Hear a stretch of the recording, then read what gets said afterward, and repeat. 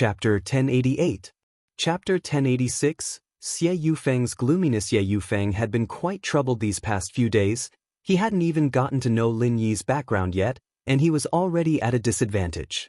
Not only did he get beaten up for no reason, but his butt was also messed up. And so, he didn't report this to his father. It was embarrassing enough already, and he didn't want to report it. He didn't think that his father would call before Xie Yufeng even reported it. Yufeng hesitated for a bit before picking it up. "Hello? Father?" Yufeng said. "Yufeng, how are you? You've been in Songshan for so many days, are you used to it?" Shuixing asked with a smile. His son was his pride, the pride of House Yu. House Yu's future depended on him. "It's all right." Yufeng was visibly stunned as he said this. He didn't have the face to talk to his father. This was too embarrassing. He was the young master of House Yu, and he had come to Songshan full of ambition, ready to make a name for himself, but he didn't expect to be so unlucky. He didn't even get to do anything with Lin Yi before getting beaten up by someone he didn't know. If he really were beaten up by Lin Yi, then Yufeng wouldn't say anything. He'd just have to take a little loss in order to investigate Lin Yi's background. But the problem was that Lin Yi didn't make a move. "How is it? Have you figured out Lin Yi's background?" Shuixing didn't hear the disappointment in his son's voice, still smiling as he asked. "Not yet. There aren't any openings. I can't make a move," Yufeng said, troubled. "I feel like I don't know where to start." "It's fine. Just stay in Songshan for now. I have other things to do anyway." Shuixing wasn't in a rush. "Other things?" Yufeng paused. "Is there anything else?" Of course. Yufeng, you're not young anymore. I've arranged a marriage for you," Shuixing said with a smile. "Marriage?" Yufeng paused. He didn't object to the family's decision. He grew up in a noble house, and he knew that his marriage was just a bargaining chip. It would be decided by his father. Of course, Xie Yufeng didn't care. He was a man. Even if he married a wife he didn't like and wasn't pretty, he could still keep a mistress. This wasn't a secret among the young masters of the noble houses. So the most tragic part of marriage was the woman. Not to mention marrying a man she didn't like, it was possible for her to be alone in an empty house, and it was impossible for her to have an affair. Things were just so unfair. When a man cheated, it was called being romantic and elegant. When a woman cheated, it was called not being virtuous. So Yufeng didn't care about the marriage at all. "What does this have to do with me being in Songshan?" "Yes. The girl I've arranged for you is House Song's granddaughter, Lingshan. She's already at Golden Class Late Phase Peak." Shuixing smiled. "This kid's not bad. He's quite talented, reaching Golden Class Late Phase Peak at such a young age. I have high hopes for him." "Lingshan?" Yufeng reacted when he heard the name. "Song Lingshan from House Song. I think I've met her once." "She's not bad? How is it just okay?" Yufeng was overjoyed when he heard that the girl was Lingshan. Lingshan wasn't just pretty, she had a great body, and her breasts were huge. Yufeng wanted to laugh up his sleeve. With a beauty like this as his wife, he'd be in for it.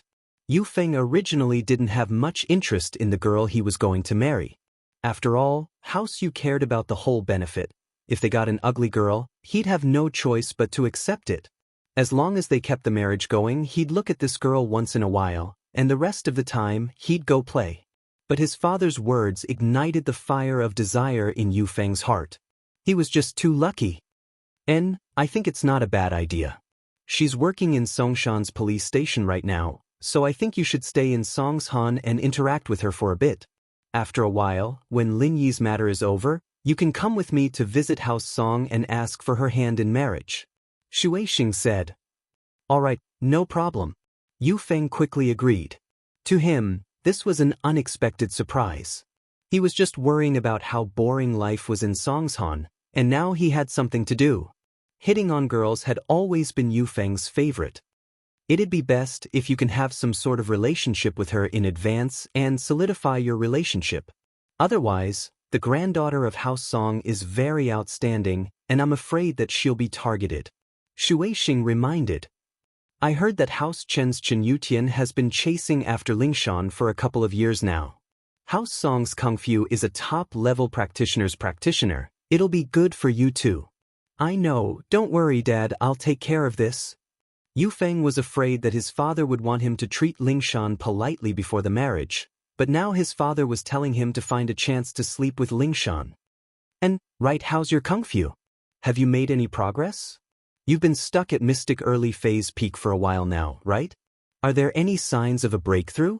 Shui Xing asked. Not yet. Yu Feng had been so depressed these past 2 days, he didn't have the mood to train at all. I've already told everyone that you're a mystic mid-phase, don't let that slip in front of Lingshan. Shui Xing warned. Oh, why did you say I'm mystic mid-phase? Yu Feng paused. House Song's old madam, Lingshan's grandmother, is a mystic mid-phase, so I purposely told everyone that you're mystic mid-phase, so that you can have a bigger say in House Song. Shui Xing said. Yu Feng paused, understanding his father's intentions immediately. He couldn't help but sigh. The older the ginger, the spicier it was. His father was truly cunning. In the noble houses, strength was the deciding factor, and the higher the strength, the more power one had. In House Song, if Yu Feng had the same strength as old Madam Song, then he'd be on the same level as old Madam Song. Yu Feng's position in House Song would skyrocket. But won't that give me away? Yu Feng asked, a little hesitant. No, they won't check your strength. If you don't circulate your qi, how would they know? Shui Xing said nonchalantly. Plus, there's still some time before you get married, you might have broken through by then. Chapter 1089. Together on a trip, this phone call made Yu Feng quite happy. His father had given him another rather pleasant mission. Yu Feng's gloomy mood was swept away. As for Lin Yi's investigation, his father didn't set a time limit, and he didn't mention much about it this time either. The main thing was for him to do with Lingshan.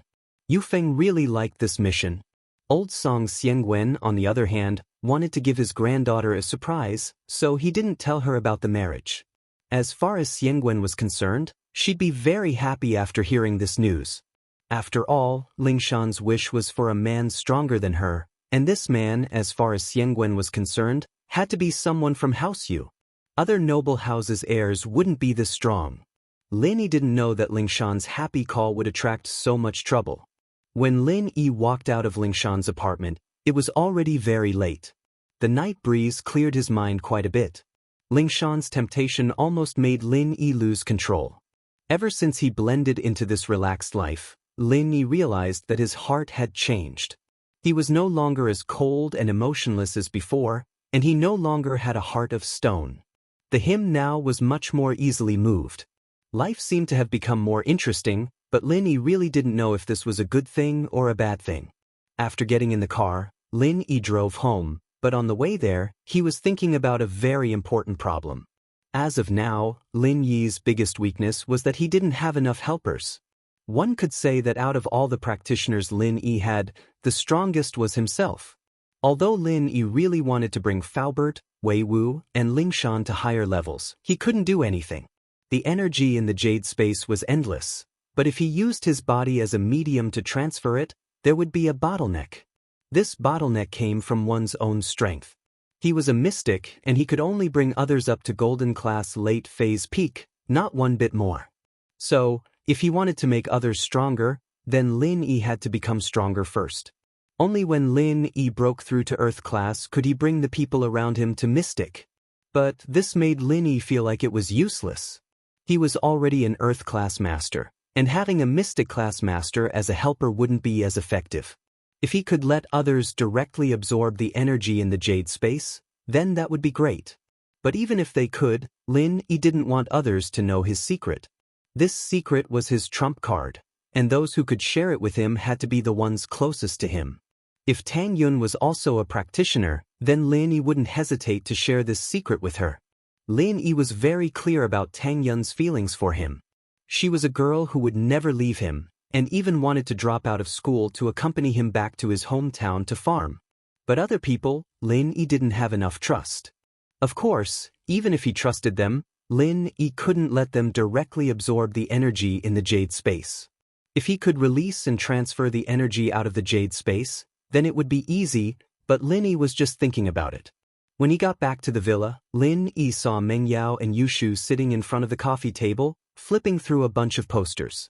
For the first time, they weren't watching TV. Seeing that Lin Yi was back, the miss only nodded. She didn't show any joy or dissatisfaction. Lin Yi was already used to this. The miss had this kind of cold personality. On the other hand, Yushu called out impatiently, "Shield bro, what took you so long? Come and help me and Yao Yao sis, where are we going to play?" "Where are we going to play?" Lin Yi was slightly surprised. He walked to the sofa beside Yushu and sat down. He asked curiously, "Play what?" "There's a long holiday for May Day. Yao Yao sis and I are planning to go out and play. Shield bro, where do you think we should go?"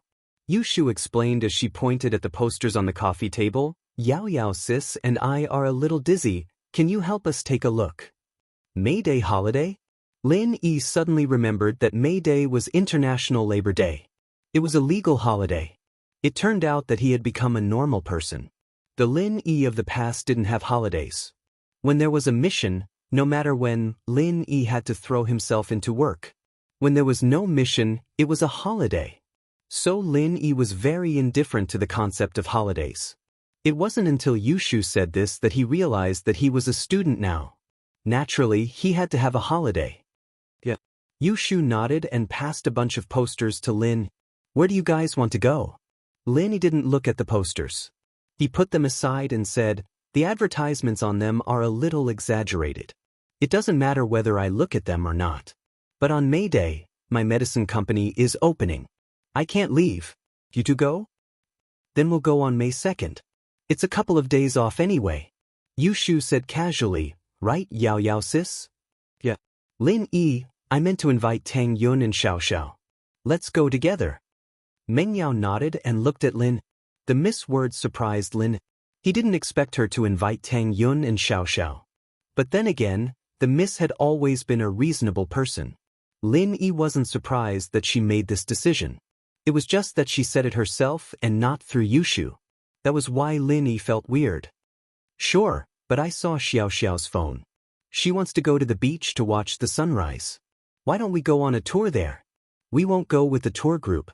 Lin Yi remembered Xiao Xiao's wish to watch the sunrise and eat poached eggs. But thinking about it made Lin Yi feel confused and amused. Lin Yi didn't get it. What was the connection between watching the sunrise and eating poached eggs? How did Xiao Xiao connect these two things together? "Sure." Meng Yao didn't object. "You arrange it then." "Oh, that's great. I can go catch sharks again." Yushu clapped her hands. She was very supportive of going to the beach. Chapter 1090. Chapter 1088, House Chumingyao, on the other hand, picked up the posters. Looking at Lin Yi's back, Meng Yao had an indescribable feeling in her heart. Lin Yi was spending less and less time in the villa, especially during the weekends. Lin Yi used to be at home with her and Shu, but now he was leaving early and coming back late. Meng Yao knew that she couldn't interfere with Lin Yi's actions, but she still felt a little disappointed. "Yao Yao, what's wrong? You look disappointed?" Yushu said with a smile as she looked at the unhappy Meng Yao. "Is it because Shield Bro hasn't been in the villa all day?" "Don't say that, I'm not disappointed. Lin Yi has things to do, and Xiao Xiao's days are numbered. I'm not someone who doesn't see the big picture. Even if he doesn't do his job as a follower, it's fine." Meng Yao said faintly. "Actually, Yao Yao, you can pretend to be sick too," Yushu suggested. "That way, Shield Bro can stay with you." "What nonsense are you talking about? Pretend if you want to." Meng Yao glared at her and turned on the TV. Yushu's idea was too unreliable. Who was Lin Yi? He was a medical expert after all. If Lin Yi found out that she was pretending, wouldn't she become a laughingstock? Meng Yao wouldn't do something that stupid. In a dark room in the dark palace, the palace master sat on the bed, spacing out. Who knew what she was thinking? It's been so many days. How were they doing? Did they resolve the conflict with House Yu, Xiao family, and the hidden House Xiao? She was worried, but there was nothing she could do. She was locked up by the Grand Elder, and there were two elders who were no weaker than her guarding the room. She couldn't escape at all. Sometimes one wanted to die, but she knew that she couldn't. If she died, who would avenge her husband and daughter? Since things had come to this, she could only practice harder and break through to the heaven stage as soon as possible so that she could leave the mountain and take revenge for her husband and daughter. The sound of footsteps came from outside the door. War froze. It wasn't time to eat. Logically speaking, the elder who was guarding her outside would not enter her room. Now that there were footsteps outside, there was no doubt that someone was coming. As expected, not long after, the room door was pushed open and the ones who entered were the Grand Elder and Elderly. Grand Elder, Elderly. One hated the Grand Elder for putting her under house arrest, but she didn't show any disrespect in front of her.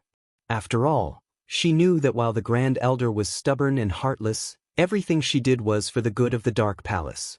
She never got married in her life because she gave all her energy to the Palace of Darkness. Even in her dreams, she wanted the Palace of Darkness to become the #1 palace in the martial world. What the? You can leave now. The Great Elder announced her decision. One heard the Great Elder's words and froze. She didn't think that the Great Elder would let her go. She couldn't help but look at Elderly in surprise. Was it because of his hard work? Elderly saw that one was looking at him and couldn't help but smile bitterly. Congratulations, Palace Master, the son-in-law and the young miss. Ahem. The Grand Elder interrupted before Elderly could finish. What son-in-law? Where's the son-in-law from? Elderly heard the Grand Elder's words and felt a little awkward. He quickly changed his words. It's Mr. Chu Pengzhan and Miss Chu Mengyao. They're fine now, they're safe. One cried out in surprise. She couldn't help but be overjoyed. The worries she had for days were all gone. They were finally safe and sound. One couldn't contain her joy. Elderly, did you do it? No, I was wrong this time. Lin Yi wasn't injured. The common house Yu's brother, Yu Bide, was killed by Lin Yi, and the Shao family's guardian, Uncle Pai, was turned into a vegetable by Lin. House Chu's crisis is solved. Elderly said. That's great. The palace master let out a breath of relief. This Lin Yi isn't simple. I didn't think that he would be able to solve this crisis. Wasn't he injured? Maybe he was faking it to make his opponents jump out. Elderly didn't know the crux of the matter. After all, even the people involved, House Yu and the Shao family, didn't know the details. Naturally, Elderly didn't know the crux of the matter. Just a few mystic class clowns. They're nothing. The Grand Elder didn't think much of Lin. She only frowned and said disapprovingly, "What? You can leave now." With that, the Grand Elder turned and left. In fact, she was a bit depressed. Why didn't the bastard and the adulterer die? After he died, one would have nothing to worry about, and she could break through to sky class without emotions. To a cultivator, it was never a good thing to be shackled by emotions. She was a heartless person. She had never been in love, and she didn't know how lovers felt. To her, feelings were all lies. Only strength mattered. After the Grand Elder left, Elderly let out a sigh of relief. Miss, the Grand Elder has always been like this. Don't hold a grudge against her. I know. Why would I hold a grudge? Her thoughts are different from mine, but her intentions are good. She did it for the Palace of Darkness. Elderly nodded and lowered his voice. Miss, although this time, the young miss and the young master made it through safely, but because of this, they've become enemies with House Yu and Shao family. The hidden House Yu behind House Yu, I wonder if they'll come out and help them? As for the Shao family's Uncle Pai, his background is not to be underestimated. His family is also a hidden house, and they have the support of the Sky Elixir sect. The Sky Elixir sect and the Palace of Darkness have always been at odds. I'm afraid this time. One thought that everything was over, but she didn't expect that it was just the beginning. House Yu had the hidden House Yu behind them. Among all the hidden houses, the hidden House Yu was the strongest, and was no weaker than an ancient sect. Chapter 1091. Chapter 1089. Deep as the sea. Chapter 1089. Deep as the sea. Once inside the palace gate, it is as deep as the sea. Didn't that mean that Pengzhan and Mengyao were still in danger? How should they deal with this? Thinking about this, Wana couldn't help but show a trace of anxiety on her face. She had regained her freedom, but there was nothing she could do.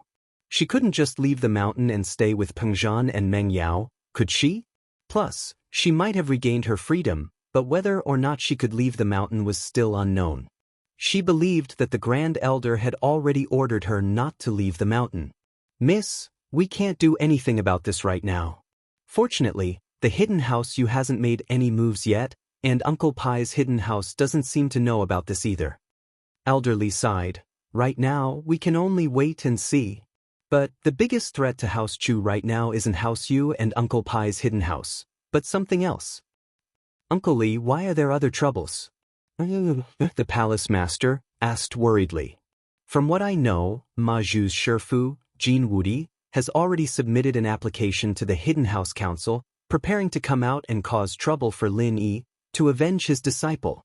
When that happens, it's hard to say whether or not House Chu will be affected." Elderly sighed, his face serious as he nodded. "What should we do? How strong is Ma Zhu's Shifu?" War asked. "According to my investigation, he's an Earth class, early phase Earth class." Elderly said, "Plus, once his application is approved by the council, that Lin Yi won't be his match. Elderly, begs you, could you inform Yao Yao's bodyguard, Lin Yi, about this as soon as possible? So that he can prepare for this?" Knew that Elderly couldn't do anything, and she couldn't leave the mountain. She could only send the message through the Dark Shadow Group, and while they were skilled in Qinggong, they weren't very strong. They couldn't be of much help at all, and the only thing they could do was send the message. "Don't worry, Mississippi. This old servant can still do it. In the Dark Shadow Group, this old servant still has direct subordinates. This old servant will pass this news to Lin Yi as soon as possible." Elderly nodded and said, "That's the only way." "Sorry to trouble you, Uncle Li," said helplessly. A trace of deep worry and sorrow flashed across her pretty face. As the saying goes, once you enter the palace gate, you will find yourself in the 4 seas. Although this palace was different from the other palace, there was no difference in principle. An off-road vehicle was driving on a mountain road with difficulty. Pin Liang was the driver, and Xiaofu was in the passenger seat. "Brother Liang, we're going to see Pao soon. I'm so excited," Gao Xiaofu said as he looked out of the window. "Don't talk nonsense later. There are martial arts masters here, and we're nothing in their eyes. Don't cause trouble," Pin Liang warned Xiaofu calmly. "Don't worry, Liang bro, I know what I'm doing." Xiaofu nodded. He felt that Pin Liang had become a lot more introverted recently. He wasn't as arrogant as before, and was becoming more and more like Lin Yi's calmness. Pin Liang nodded and didn't say anything else. He continued driving. Half an hour later, the car stopped in front of a checkpoint. It wasn't a regular checkpoint, but one set up by the sect on the mountain. This place wasn't a tourist spot, nor was it a main road. People who weren't sent here wouldn't pass through here. "What are you here for?" A young man in black walked over and knocked on Pin Liang's window. Pin Liang quickly opened the window and said respectfully, "Hello, we're here to visit Zhang Naipeo." "Zhang Naipeo? Your brother Naipeo's friends?" The young man became respectful the moment he heard Naipeo's name, and his attitude towards Pin Liang became much friendlier as well. "Yes, we're Naipeo's brothers. We're here to visit Brother Naipeo." Pin Liang nodded, a little shocked inside. It seemed like Naipeo was doing quite well here. Pin Liang had learned how to read people's body language now, and he knew that this young man was very respectful towards Naipeo. That was why he was being respectful towards Pin Liang as well. Pin Liang knew the rules here very well. The only way to gain respect was with your own strength. This person called Naipeo brother, but treated him with such respect. The only explanation was that Naipeo was very strong. He was already stronger than many of his brothers. At the thought, Pin Liang couldn't help but feel excited. It seemed like he was right about Naipeo. He didn't think that Naipeo was a practitioner as well. Pin Liang couldn't wait to find out just how high Naipeo's training had reached. "Brother Zhang, stand guard here for a bit. I'll bring them up the mountain, they're Brother Naipeo's friends," the young man said to another man not far away. The other man's face turned serious upon hearing Naipeo's name. He nodded, "All right, leave it to me." The road above was closed, and Pin Liang and Xiaofu got off the car and followed the young man up the mountain. After a while, Pin Liang and Xiaofu's stamina was visibly drained, but the young man was running like he wasn't bothered by the rugged path at all. In fact, as the lowest-ranked patrolling disciple, he had to run up and down the mountain a couple of times a day. This was something he was used to. "Bro, your stamina is pretty good, but we can't," Pin Liang said, panting. "I'm just the lowest-ranked disciple, but Brother Nai Peo, he's much stronger than me," the young man said enviously. Pin Liang was even more surprised after hearing the man's words. He didn't know what Nai Peo was capable of, but it seemed like he was doing quite well here. This guy had already praised him a couple of times. If it wasn't for the fact that he was really powerful, it was fine to compliment him once, but he wouldn't have complimented him so many times. "Is Nai Peo very strong now?" Xiaofu couldn't help but ask. Chapter 1092. Up the mountain, the more the young man said, the more shocked Pin Liang and Xiaofu were. It seemed like Nai Peo had paid a huge price for his training. The mountain path was a little rough at the beginning, but it was a smooth path after that. The closer they got to the gate, the easier it was. This place must have been specially built. "We're here." The young man pointed at the mountain gate not too far away. "You may be Junior Nai Peo's friends, but according to the sect's rules, outsiders have to report first before they can enter. Come with me to register." "Alright." Pin Liang, naturally, didn't dare act rashly. This was a powerful existence, after all, and he didn't dare show any disrespect. Pin Liang and Nai Peo followed the young man to register their identities and undergo a strength check. After confirming that there was nothing suspicious, the young man led the two into the gate. In actuality, with the strength of the sect, they weren't afraid of people coming to attack them at all. Who'd have the guts to attack an ancient sect? It was one of the evilest sects in the ancient sects, too, the everyday and everyday sect. This was an existence even stronger than the hidden houses. Even the other righteous sects had to respect them, let alone someone who dared come here to attack them.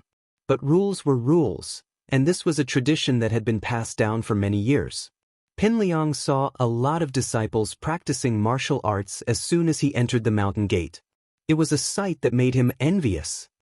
"These are the most normal outer disciples, not even as strong as me. They're just beginners," the young man explained faintly, as if reading Pin Liang's mind. "These people aren't talented enough, and they can only practice some basic physical skills. They don't want to suffer, so their achievements are limited." "Oh." Pin Liang nodded. "Then Nai Peo is an inner disciple, and he was personally taken in as a disciple by Master Kuangyo, Mr. Ihan." The young man was even more envious now. "Master Kuangyo?" Pin Liang blinked. "He's the chief enforcer of our everyday sect, a super strong man," the young man said respectfully. "He once killed a sky class from a righteous sect with a single punch." Pin Liang sucked in a breath of cold air. From his point of view, mystic-ranked masters were already super invincible. How could there be someone here who could kill a Heaven Realm master? Wouldn't that make him invincible? Pin Liang couldn't help but get excited at the thought. This meant that Nai Pao had gotten Master Kuangyo's favor, and as long as he learned 10% of Master Kuangyo's strength, killing Lin Yi would be a piece of cake. That's right. That's the chief protector of our sect. How could it be a joke?" the young man said proudly. Of course, he was bragging a little, and Zhong Pin Liang didn't know about it. Pin Liang was shocked, but he kept a straight face. Xiaofu, on the other hand, was grinning from ear to ear. He didn't expect Nai Peo's sect to be this strong. Back when Heibao Bro was beaten to a pulp by Lin Yi, Xiaofu was traumatized. He thought that Heibao Bro was just SOSO, but he didn't expect his sect to be this strong. It was just that Heibao Bro wasn't strong enough. Pin Liang, on the other hand, was thinking about something else. He was thinking that Heibao Bro could use a practitioner's arts to forcefully raise his strength from a normal person to golden class early phase. This was a little too much. How could a sect with a technique like this be a normal sect? Although it required the sacrifice of one's life, other sects might not be able to do it. And so Pin Liang had high hopes for Nai Peo. Of course, Pin Liang didn't explain this to Xiaofu. After walking for a while, the three came to a very beautiful place. There were flowers everywhere, but no one was there. The scenery was beautiful, but Pinliang couldn't help but shiver. There was an evil presence here, and it made him very uncomfortable. Gao Xiaofu was the same. He felt like he was trembling. This is the place. The young man came here, his face pale as well. He wasn't having a good time either. Nai Peo junior brother is practicing in front, but the evil energy here is too thick. I can't handle it with my strength, so I can only bring you here. It's so cold and evil here. Even you can't go in, how can we? Pinliang said carefully. Bro, maybe you can call for Nai Peo? Tell him to stop practicing and stop for a bit? No, interrupting Nai Peo junior brother's practicing is a huge offense, I wouldn't dare.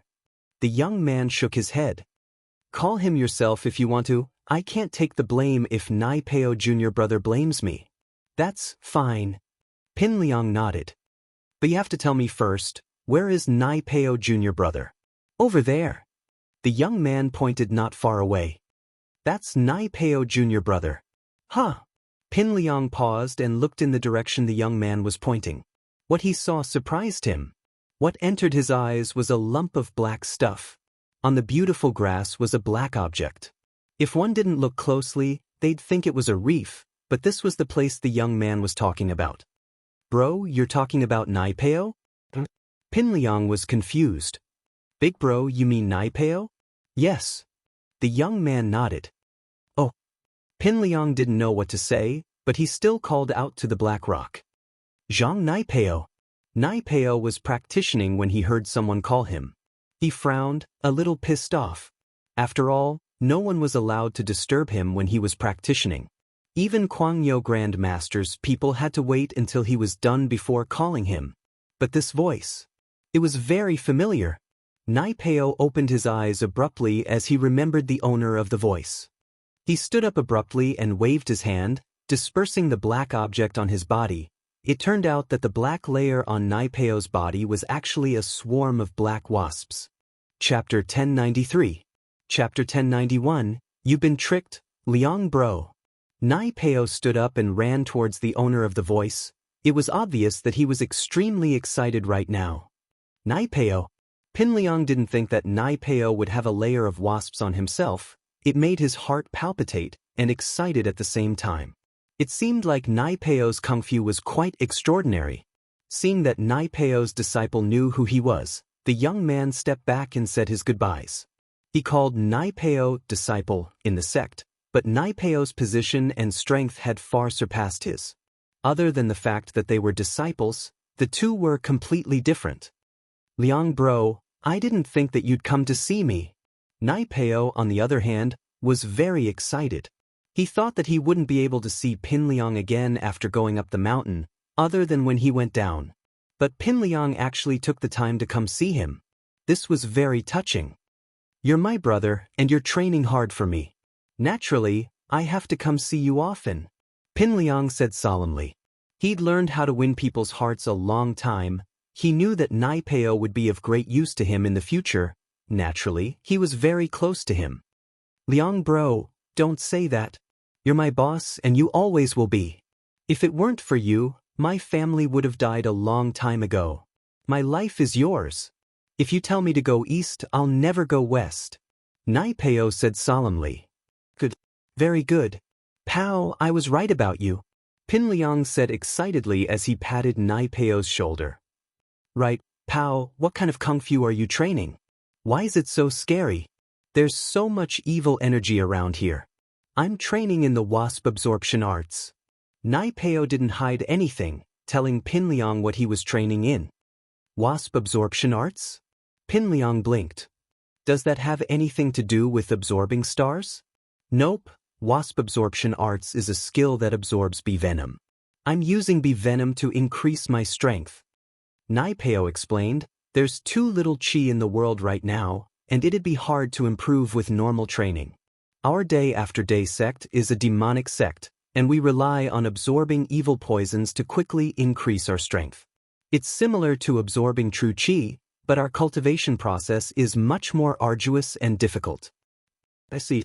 Pinliang nodded. No wonder that Master Guangyo was so strong, able to kill a sky-class master. There was a reason behind it. The martial arts they cultivated were all evil, different from the orthodox sects.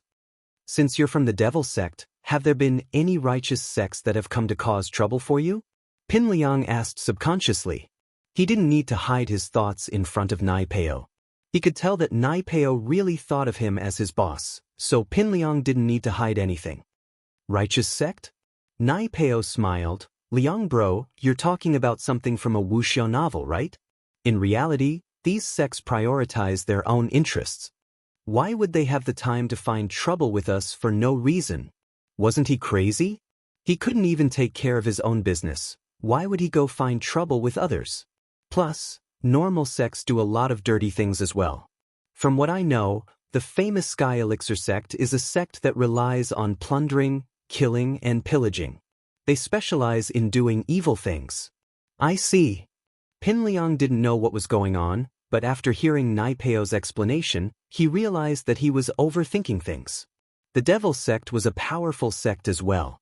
He was afraid that Nai Peo would become the public enemy of the sects, and if Lin Yi couldn't beat him, he'd join forces with the other righteous sects to wipe out the devil sect disciples. That wouldn't be good, but it seemed like there wouldn't be that much of a problem now. So you're practicing the wasp absorption arts now? What level are you at now? Pin Liang asked quickly. Liang bro, this wasp absorption arts is just a supplementary practitioner's art. My main skill is called the chrysanthemum arts, an exclusive skill of the day after day sect. After mastering it, I'll be invincible. Nai Peo didn't hide anything from Pin Liang. Chrysanthemum arts? Pin Liang paused. The name sounded really special, and it sounded really powerful. Can I learn it, Pao? Pin Liang asked. Can I learn it, Pao? Of course, but the process is very tiring. Here's the manual, why don't you take a look first? Nai Peo handed a book to Pin Liang. If Pin Liang really wanted to practice it, with Nai Peo's current position in the sect, he'd only need to say the word. Pin Liang didn't think that Nai Peo would be this easygoing, even giving him the manual. He quickly took it and flipped it open, but the first page gave him quite the shock. There were 8 words on the first page. To practice this skill, one must first castrate themselves. Pin Liang started sweating profusely. No way! He had to castrate himself to practice this skill? Wouldn't that make him a eunuch? Pao, don't tell me you've already. Pin Liang said carefully as he pointed at the words on the book. That's right. Nai Peo sighed and nodded. I'm a eunuch now. But I guess I won't train anymore. Pin Liang's face darkened as he shook his head. I'll be fine as long as I have a good brother like you to train with. I'll be relying on you from now on. No, Liang bro, I was too impatient back then. You can look at the last page. Nai Peo pointed at the chrysanthemum arts. All right. Pin Liang nodded and picked up the chrysanthemum arts, flipping to the next page. There were 8 more words on the last page. Even castrating yourself may not succeed. That's... Pin Liang was dumbfounded. There was a chance of failure? Even if he castrated himself, he might not succeed. All the more reason he couldn't practice this skill. What if he didn't succeed after castrating himself? Wouldn't that be even worse? There's more. Nai Peo pointed at the chrysanthemum arts. Pin Liang paused and flipped to the 3rd page.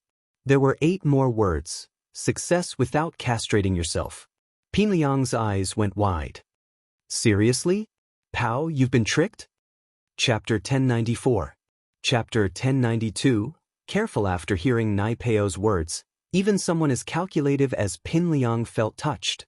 This was a good brother of his. Pin Liang patted Nai Peo's shoulder. You really are a good brother, Nai Peo. It's good that you've thought things through. I've thought it through a long time ago. If I hadn't been so ruthless as to castrate myself, I wouldn't have been able to gain the favor of Patriarch Mad Bull. He took me in as an in-name disciple and taught me the wasp absorption technique. Nai Peo shook his head nonchalantly. Liang bro, there's always a loss. My talent is decent, but if I didn't castrate myself, I wouldn't have been able to stand out amongst these disciples. Nai Peo, your talent is decent? Pin Liang was a bit surprised. Training required talent, and he knew that, but he didn't expect Nai Peo's talent to be this good. Yes, Training in demonic arts requires talent as well, but according to Master Kuang Yu, the more evil a person is, the easier it is for them to train in demonic arts. Absorbing the wasp venom isn't something that a righteous person can train in. Nai Peo said, us 3 brothers are the best when it comes to being evil and evil. Pin Liang laughed. That means that I'm quite suited for this art as well, but letting those wasps sting me.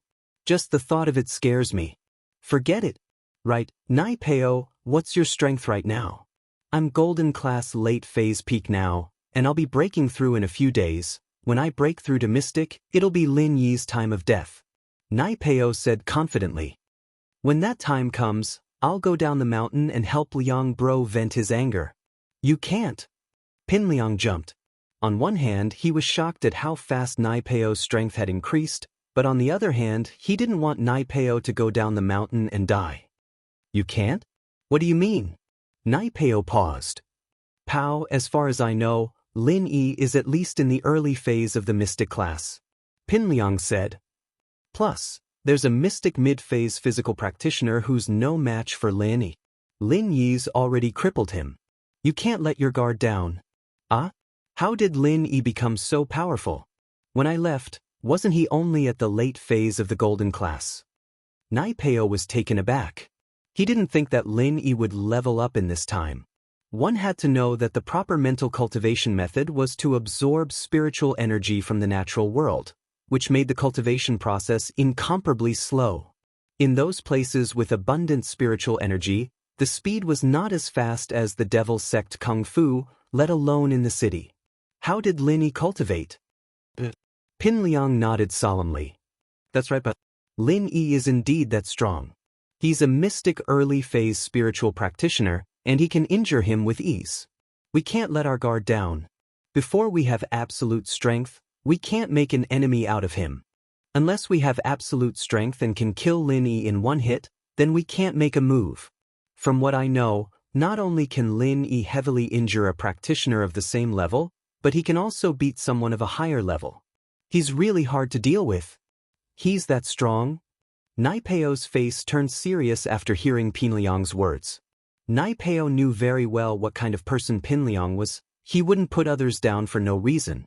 There had to be a reason behind what he was saying, and so Nai Peo had to be very careful about it. If that's the case, then unless I'm a mystic late phase or even an earth class, I won't be able to beat Lin. It looks like I won't be able to leave the mountain anytime soon. Yes, if we don't have absolute confidence in winning, then we'll have to endure it. Pin Liang sighed. Pow, I'll be honest with you, I'm really having a hard time right now. I have a lot of enemies, but I have no choice but to endure it. Oh? What enemies? Nai Peo paused. Liang Bro, what happened to you? Your Liang Bro, had my kidney removed. Zhong Ping Liang sighed. I'm a man with only one kidney now. What? Liang Bro, your kidney was cut off? Who did this? Nai Peo's face paled as he looked at Pin Liang in shock. You wouldn't know even if I told you now. Never mind, we'll wait until you leave the mountain and take revenge. You just need to know that I'm having a hard time. Pow, you have to work hard. Pin Liang made himself sound so pitiful because he wanted to ignite Nai Peo's fighting spirit so that he could train harder in the future. Don't worry, Liang Bro. I understand, I'll work harder and become an earth class. Nai Peo swore. And after seeing you today, Xiaofu and I are confident. We know that our day of revenge isn't far. Pin Liang nodded. Right, is there anything you need here? It's nothing, I don't lack anything here. I just train every day, I don't have anything else to do. Nai Peo shook his head. Alright, then Xiaofu and I are relieved to see you. We won't disturb your training, we'll leave the mountain first. We'll come see you another day. Pin Liang said. Alright, I'll send you guys off. Nai Peo nodded. Man, there's no car in your sect. Walking back is so tiring. Pin Liang sighed. One of his kidneys had been cut off, and his stamina wasn't what it used to be. Liang Bro, I'll take you with me. Nai Peo said casually. You'll take me with you? Pin Liang blinked. Nai Peo smiled faintly as he held Xiaofu and Pin Liang by his sides, running down the mountain. Pin Liang and Xiaofu jumped in fright, not expecting Nai Peo to be this strong, running so fast with a person in each hand. Nai Peo was only a golden class late phase. It wasn't hard to imagine that Lin Yi had gone easy on the three, otherwise they would have been killed by Lin Yi long ago. Yu Ren had been very troubled these past 2 days. He'd been frowning all the time, but he didn't dare tell his wife and daughter about it. He wished that this was just a dream, but he knew that it wasn't a dream. Scorpion had come to the market looking for Yu Ren yesterday, telling him that today was the deadline for him to return the money. Man! Yu Ren sighed as he looked at his broken furniture. He didn't know what to do anymore. Chapter 1095. Forcing debts. Dad, what's wrong? Yuan seemed to have noticed that her father wasn't right these past few days. Once her father came home, he always had a sad face. He didn't even look like he was smiling. This was completely different from before. In the past, although the family was poor, and although the days were tiring, but no matter how hard it was, at night, the whole family would eat dinner together, and her father would drink some wine and watch TV. That was the happiest time of the family.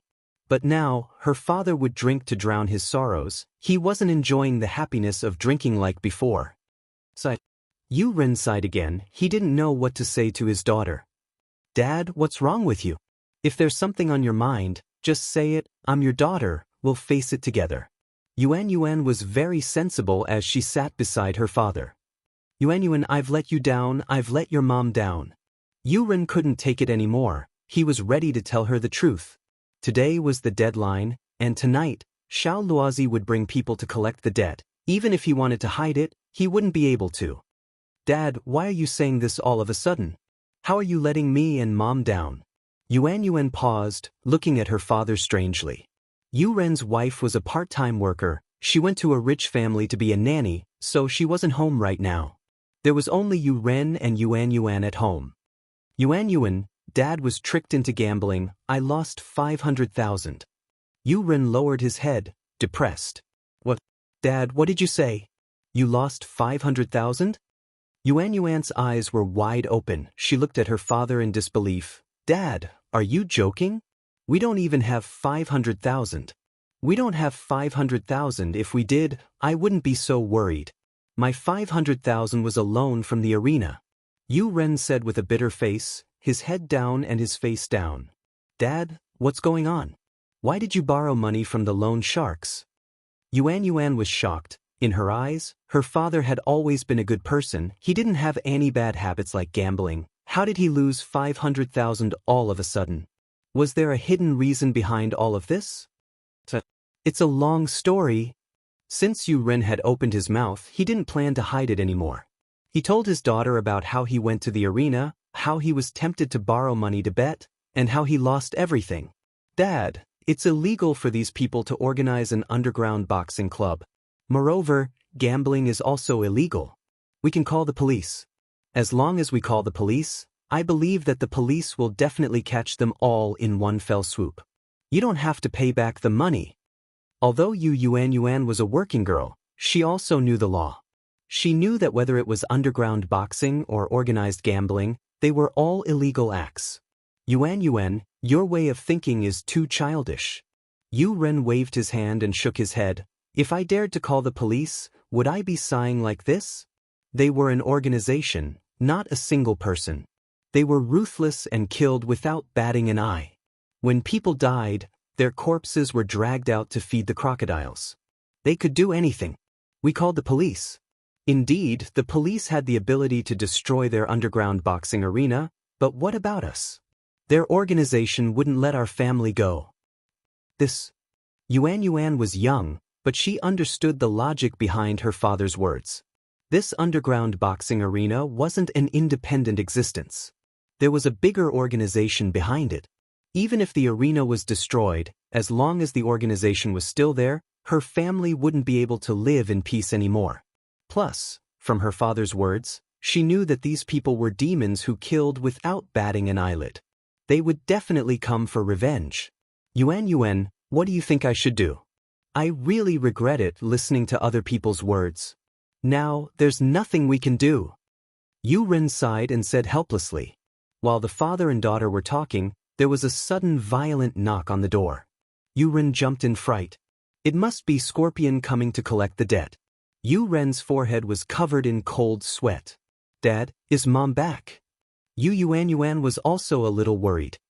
No, it must be the people from the casino. Yu Ren hesitated. Yuan, don't make a sound. We'll pretend that we're not home and hide for today. We'll think of a plan later. Yuan nodded in fear and didn't say anything. The knocking on the door got louder and louder. Old Yu, hurry up and open the door. I know you're in there. Dad, what do we do? I'm so scared. Yuan sounded righteous when she said it, but when the evil came to her door, she was scared again. Don't talk, they can't do anything if we hide in the house. There's a security door here, they can't come in. Yu Ren lowered his voice and wiped the sweat off his forehead. Oh. Yuan nodded. But as soon as Yu Ren's voice faded, there was a loud bang, followed by the sound of metal breaking. The next moment, the voices outside became clearer. Old Yu, since you're not opening the door, we'll come in ourselves. It's just a security door, it's nothing to fight early. Scorpion shouted arrogantly as he walked into the house. Yu Ren was dumbfounded. He didn't think that his house's security door would be this weak, broken by that fighterly with one punch. This time, there was no point in pretending that he wasn't at home anymore. They were already in. What should we do? Yuan was dumbfounded as well. In her mind, she couldn't understand how a person could use the strength of his bare hands to break the security door. What kind of strength was that? We can only take one step at a time. Yu Ren sighed helplessly. If he knew this would happen, why did he do it? He shouldn't have listened to those people, and he wouldn't have owed so much money. Old Yu, do you think you'll be fine just by hiding in the house? Today is the deadline to return the money. If you don't return the money after 12 o'clock, TSK, we can only take coercive measures. Scorpion bro, I really don't have much money at home. Yu Ren cried as he carefully walked out of the room. He saw Scorpion and a big man standing in front of his house. Chapter 1096. You're smart. Scorpion bro, please let me go. I'm already so old, if I were to go up there and fight, wouldn't I be killed in one hit?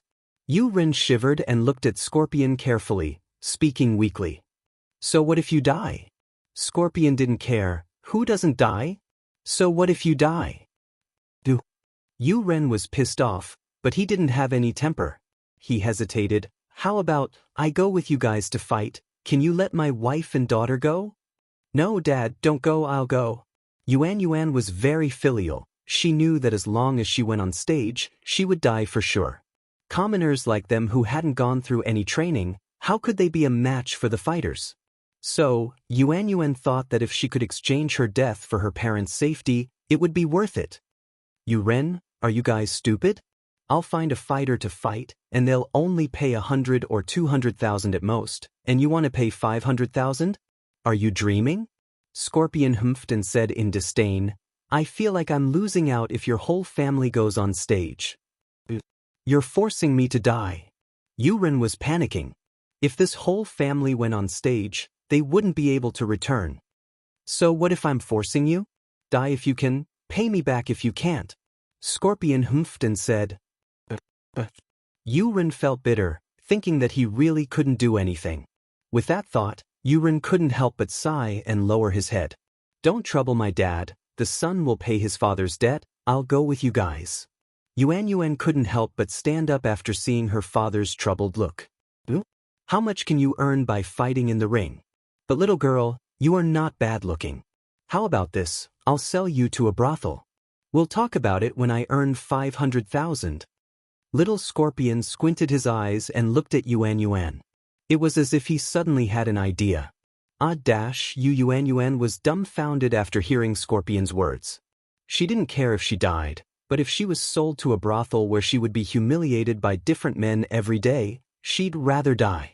Yuan immediately shook her head. How can I do that? Then I might as well die. Hey, you can die. If you die, I'll still bring your parents to fight.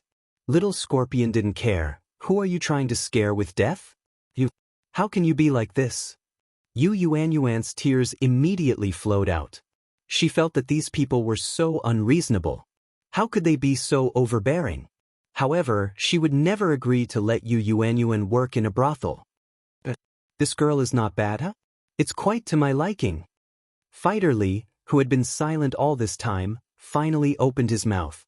He looked at Yu Yuanyuan with his eyes squinted. Not bad, not bad.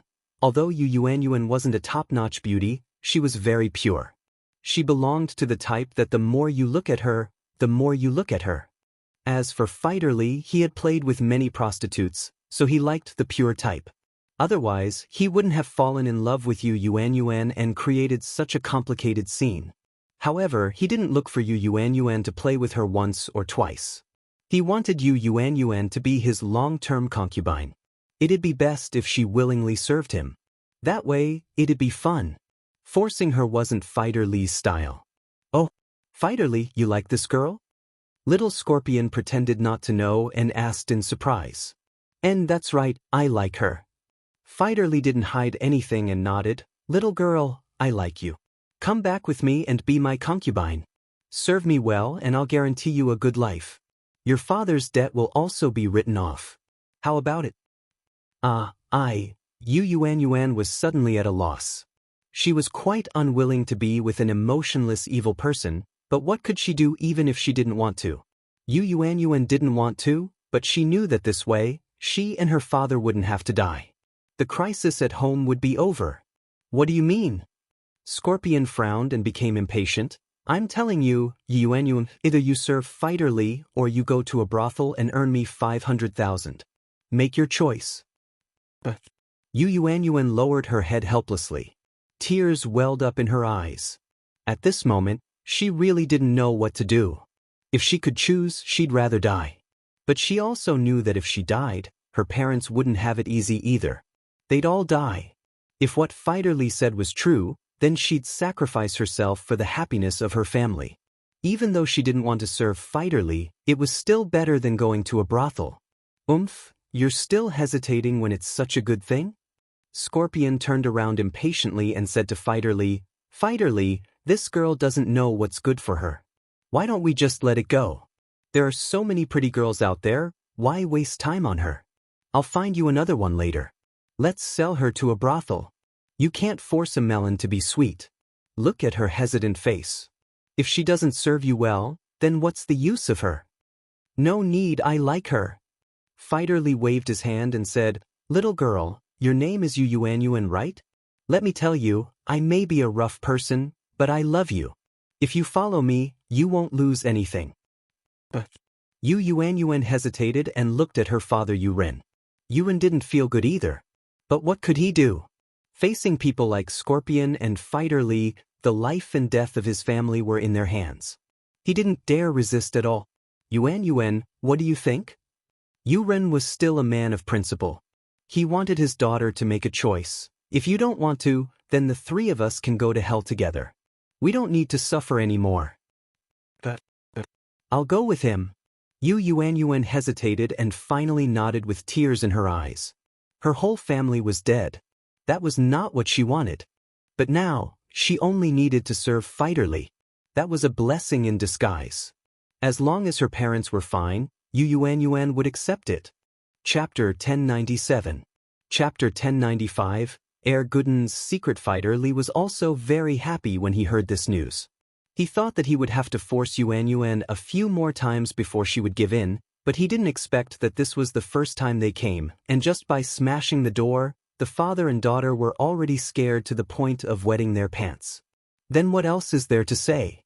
Let's go. Fighter Li looked at the beautiful Yu Yuanyuan, and his heart skipped a beat. He wanted to carry her to the bed. Wait, you need to give me a few days to get used to it. Yuanyuan had made up her mind to leave with Fighter Li, but she wasn't mentally prepared yet. She needed some time to prepare. You still need time to get used to it? Fighter Li frowned, impatient. Since you've agreed, then come with me. You're not thinking of playing tricks, are you? What tricks can I play? Yuanyuan mocked herself. Right now, everything is in your hands. I just want to accept everything calmly. Give me some time, and I'll go with you willingly. I don't think you want to use force, right? That's true. After listening to Yuanyuan's words, Fighter Li was relieved. He really didn't like to use force, so for Yuan Yuan's request, Fighter Li thought for a moment and agreed. If you say so, then I'll give you 3 days. 3 days later, I'll bring you into the house. Yuan Yuan smiled sadly, nodded and said, all right, 3 days it is. Good, if that's the case, old Yu, we're a family now. You can't live in this house anymore, the door's broken. Here's 100,000 kuai, consider it my dowry money. Take it and find a hotel to stay in, and then change the door. Fighter Li took out the 100,000 kuai he prepared and slapped it on the table. Yu Ren wanted to reject it, since he was selling his daughter for money. He couldn't accept it, but Yuan Yuan took the money and gave it to Yu Ren. Dad, take it? Yuan Yuan was in despair. She just wanted to maximize her value. Now that she could subsidize her family with some money, Yuan Yuan felt a little better. Fighter Li and Scorpion saw that they had succeeded and didn't stay any longer. They turned around and left Yu Ren's house, leaving Yu Ren and his daughter behind. They looked at each other and sighed. They could only blame fate for not being fair. It was too hard. West Star Mountain Village. Gooden finished his farm chores and ran to West Star Mountain after notifying his father. West Star Mountain's terrain was treacherous, and there were many ferocious beasts roaming about. Therefore, even if the residents of the nearby mountain villages went hunting in the mountain, they would only move around the foot of the mountain. They did not dare to go deep into the mountain. In Star West Village, only 3 people dared to go deep into the mountains.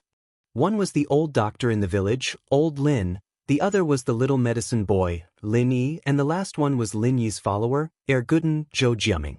At the back of West Star Mountain, there was a nameless spring. Gooden was standing next to it, scooping up some water and putting it into his mouth. Gooden wanted to drink to his heart's content, but after years of experimenting, he knew that drinking more or less wouldn't have much of an effect.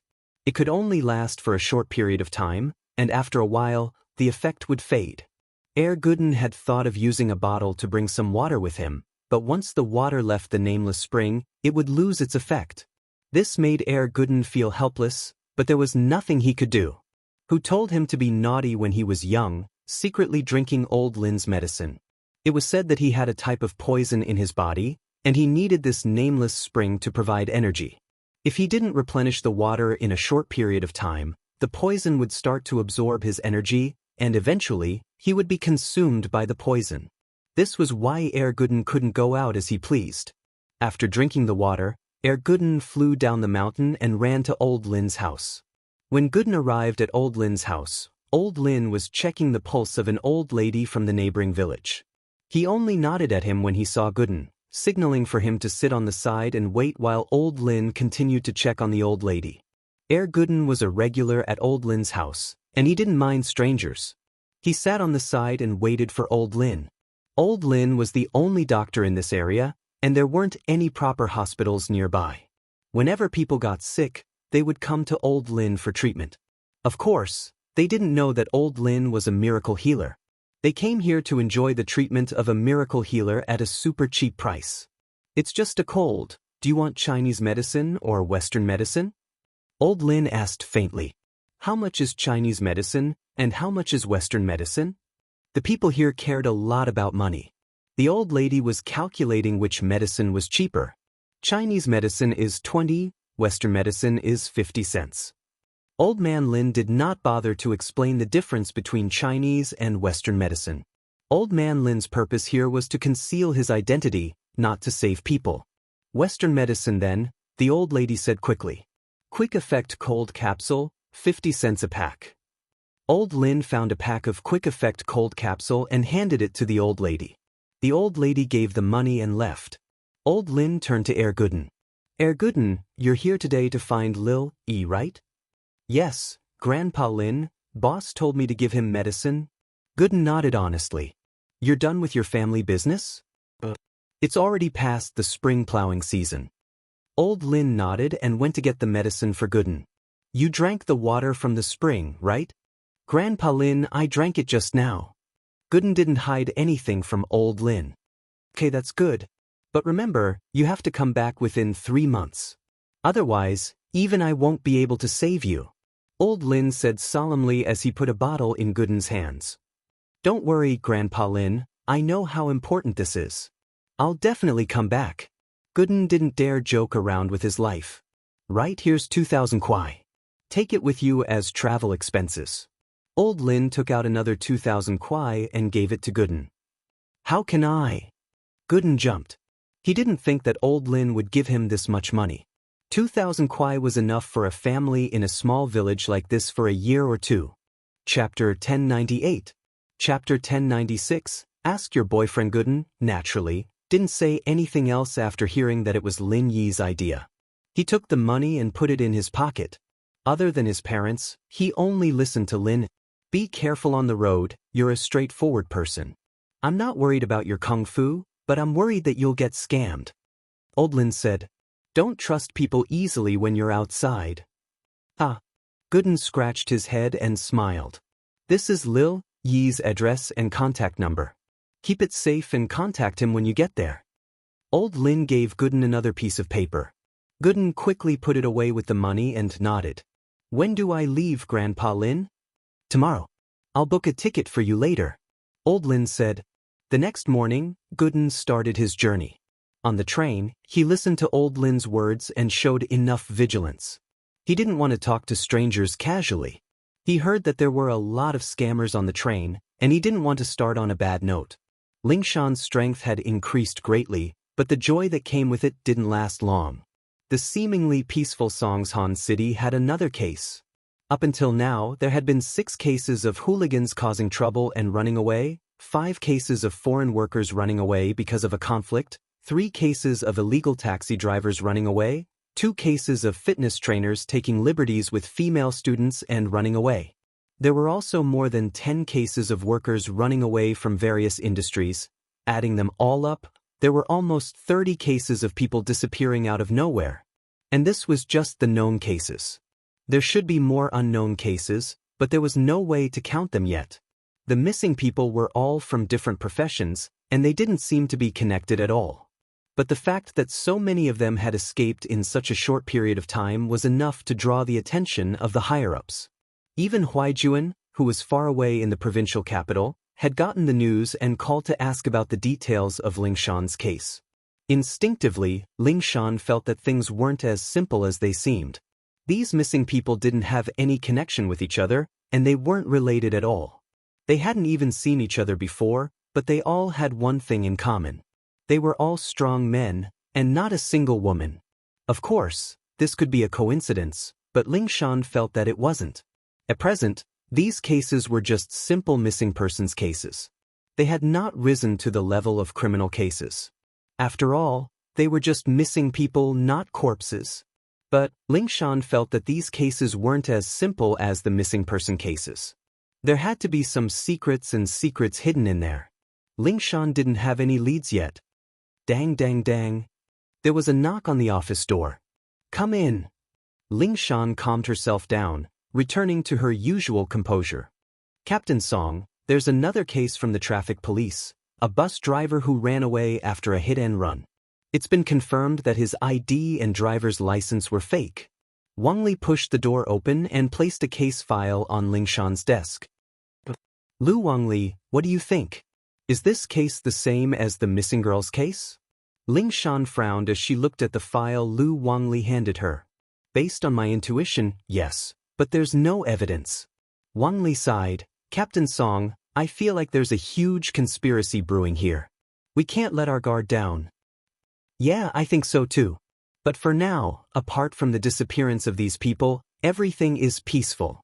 Lingshan sighed. If they didn't really run away, then why are we not seeing their corpses? That's the most important point. If these people were killed or controlled, there should be clues, but it doesn't seem like that.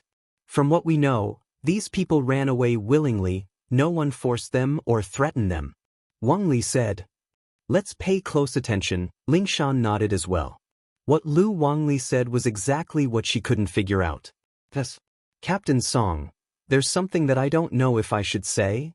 Lu Wang Li was about to leave after he agreed, but he stopped in his tracks. If you have something to say, just say it. Lingshan nodded, indicating for Wang Li to speak. Captain Song, why don't we ask your boyfriend if there's any news? Wang Li suggested after some hesitation. I understand. Ling Shan frowned. She didn't expect Wang Li to suggest asking Lin. This made her a little depressed, but also a little happy, because Wang Li said that Lin Yi was her boyfriend. Of course, Wang Li was Ling Shan's confidant now, so she didn't blame him. She knew that his suggestion was for her own good. Wang Li didn't say anything else as he left the office. Ling Shan, on the other hand, hesitated for a bit before calling Lin Yi's number. Lin Yi was discussing the product launch with Fatty Lai, Guan Shuemin, and Kong Xiaobo when Ling Shan's call came in. Lin Yi gestured to Fatty Lai and the others before walking to the window to pick up the phone. Hello? What's up this time? Lin Yi's tone wasn't too pleasant when he saw Ling Shan's number. Lin Yi, there's something I need your help with?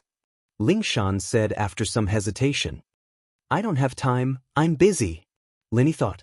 As expected, Ling Shan's call was nothing good. She must be begging him. Lin Yi, help me, Miss Dumbo will be very grateful. Ling Shan said coquettishly when she heard Lin Yi's rejection. I'll cook for you the next time you come. Lin Yi was speechless. This Ling Shan seemed to be pestering him. I'm starting to regret it now. Last time at your house, I should have just pushed you down. Why are you so troublesome? Lin Yi asked, amused and angry at the same time. Next time isn't too late. Ling Shan blushed slightly, but she was happy inside. So the reason Lin Yi didn't push her down wasn't because he didn't like her, but because he was afraid that she'd cause too much trouble. It seemed like she still had her charm. Miss Song, work hard. One day you'll succeed.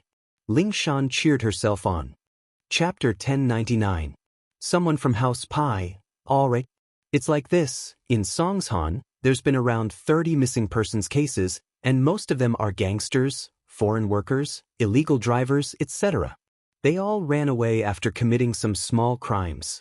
Ling Shan said succinctly, Lin Yi, can you help me keep an eye out for them? How am I supposed to keep an eye out for them? Lin Yi frowned. Are you relying on me now? That's not it. Ling Shan said, a little embarrassed. Indeed, Ling Shan was starting to get a little reliant on Lin Yi, thinking that he was omnipotent. As long as she needed something, he'd do it for her. All right, is there anything else? Lin Yi said faintly. No, that's all. Ling Shan never felt confident in front of Lin. Lin Yi didn't say much and hung up. Ling Shan held the phone helplessly.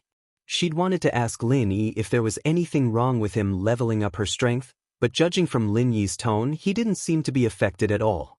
She'd told Lin Yi about it, but she still didn't feel confident. After all the previous cases had details, but this one was still a mystery, and Lin Yi didn't seem to want to help at all. This made her a little disappointed. Xiao family had been keeping a low profile these days. Without Uncle Pai's support, the already declining Xiao family was walking on a path of no return. All their old relationships were drifting away, and even the in-laws, House Kong, had cut off all ties with Xiao family. Xiao Ji sat in the villa's living room, sighing. Xiao Ben was at his wits' end as well. Xiao family's situation was getting worse, and they still owed Lin Yi a huge sum of money. Lin Yi didn't come to their door to ask for it, but Xiao family's situation wasn't any better. Brother, Xiao family's huge business is going to be destroyed in my hands. I can't accept this. Xiao Ji's eyes were bloodshot. He hadn't slept well for days. It's all that bitch Go Huli's fault. She made Xiao family an enemy for no reason, and she even hit Uncle Pai with her car. I'm going to kill her right now. With that, Xiao Ji stood up, ready to go fight Go Huli. Brother, calm down. Xiao Ben saw his big brother's crazy look and quickly got up to stop him. Big brother, what are you doing? Since you also know that the Xiao family is at the moment of life and death, why are you still fighting among yourselves here? Going to sis-in-law? What's the point? Xiao Ben was a smart man. He tried his best to fight for the position of the head of the house when his grandfather was still alive, but after his death, he realized the danger that Xiao family was in. If he fought amongst himself now, it would only make Xiao family die even faster. Plus, his brother wasn't that smart, and he had to discuss everything with him. Xiao Ben was basically the head of the house now, and he didn't need to fight for anything. Plus, with Xiao family's current situation, where would they have the time to fight for the head of the house? Brother, I want to calm down, but can I? The meeting of the noble houses is about to start, and I think that this time, House Yu will kick us out of the noble house list. Xiao family won't be a noble house anymore. Xiao Ji's face was bitter as he sat down. Brother, the situation is already like this. Even if you kill sis-in-law, what can you do? Xiao Ben waved his hand. I'm afraid we can only count on House Wu, but I don't know if Xiao Wangdao and Xiao Wangba have a good relationship with Chen Tian. I heard that House Kang's Kang Xiaolong has a good relationship with Chen Tian. I'm just worried that he'll try to sow discord between them. Then what should we do now? Xiao Ji had no idea at all. No matter what, life has to go on. Tomorrow I'll go take a look, and if it doesn't work, I'll open a restaurant or something to sustain Xiao family's expenses, and then we'll look for opportunities in the future. Xiao Ben felt that he was the head of Xiao family, but at this moment, he didn't feel any joy of being the head of the house, and he was worried to death. However, at this moment, the doorbell of the villa's gate rang. Who's visiting at this time? Xiao Ji paused. The current Xiao family was deserted, and no one would come to visit. Xiao Wangdao and Xiao Wangba both had keys, and they didn't need to ring the doorbell. Could it be Lin Yi again? Xiao Ben was shocked and he walked out. Whether it was Lin Yi or not, he had to face it head-on. However, the people at the entrance of the villa surprised Xiao Ben. They were two unfamiliar men whom he had never met before. You are? Xiao Ben didn't know who they were, and he asked curiously. This is Xiao family, right? One of the young men asked, but his attitude was very arrogant. Yes, you are. Xiao Ben saw the young man's arrogant attitude, and a trace of displeasure flashed in his eyes. But there was a saying that a tiger would be bullied by a dog, and the current Xiao family was not what it used to be, and they shouldn't have any more enemies. So, Xiao Ben didn't get angry, and only asked patiently, "Where's Uncle Pai?" The young man asked after confirming that this was Xiao family. Uncle Pai. Xiao Ben paused, but he reacted quickly and asked, You're talking about Uncle Pai, right? Yes, where is he? I heard he was beaten into a vegetable? The young man's eyes flashed with anger. Although Uncle Pai was kicked out of House Pai by his grandfather, he was still a member of the hidden House Pai. Now that he was beaten into a vegetable, House Pai couldn't just ignore it. Of course, this wasn't the young man's decision, but the result of a family meeting in House Pai, and it was also approved by his grandfather. The young man's name was Pai Zhishan, the eldest grandson of House Pai. The silent man beside him was his cousin, Pai Zhihai, the son of his second uncle's family. This time, they came to see the world, and the one in charge was Pai Zhishan. In fact, he had never met Uncle Pai before, and in the end, Uncle Pai was just a housekeeper who made a mistake. But even so, House Pai's children were prideful from a young age, and they wouldn't let others bully them. And this time, he didn't just come to help Uncle Pai, he came with another mission. Chapter 1100. No way to escape. Yes, why aren't you opening the door? Pai Zhishan humphed and ordered Xiao Ben. Please come in, please come in. Xiao Ben wasn't angry. Pai Zhishan was cold and arrogant, but from Xiao Ben's perspective, if they were really Uncle Pai's family, then they wouldn't be weak. There was nothing wrong with being arrogant. Xiao Ben quickly opened the door and let Pai Zhishan and Pai Zhihai in. If it weren't for Uncle Pai's relationship with you guys, I would have kicked this door away already. Pai Zhishan humphed. His main purpose for coming here was to show off. He wanted to show off his strength so that the Xiao family would be willing to work with him. So Pai Zhishan always maintained this sense of superiority. Xiao Ben's face was a little unhappy. Even if they were Uncle Pai's family, wasn't this a little too arrogant? Kicking the door when you're in someone else's house? Plus, the door was made of steel, how could it be kicked away? What, you don't believe me? Pai Zhishan smiled coldly and turned around. Of course I believe you. Xiao Ben knew that if the Xiao family wanted to rise again, they would need the help of Uncle Pai's family. So he didn't dare refute Pai Zhishan's words. Pai Zhishan looked at the stone lion in the yard and said to Pai Zhihai, Zhihai, smash that lion. It's an eyesore. Yes, big brother. Pai Zhihai replied and walked towards the stone lion. With a wave of his hand, the stone lion was smashed into a pile of rubble. Hiss, Xiao Ben took in a deep breath. Originally, He was annoyed with Pai Jishan's attitude because of his young age. He thought that Pai Jishan was just a messenger for the Pai family, so he didn't think much of him. But now, it seemed that he was wrong. Age wasn't the limit to ambition.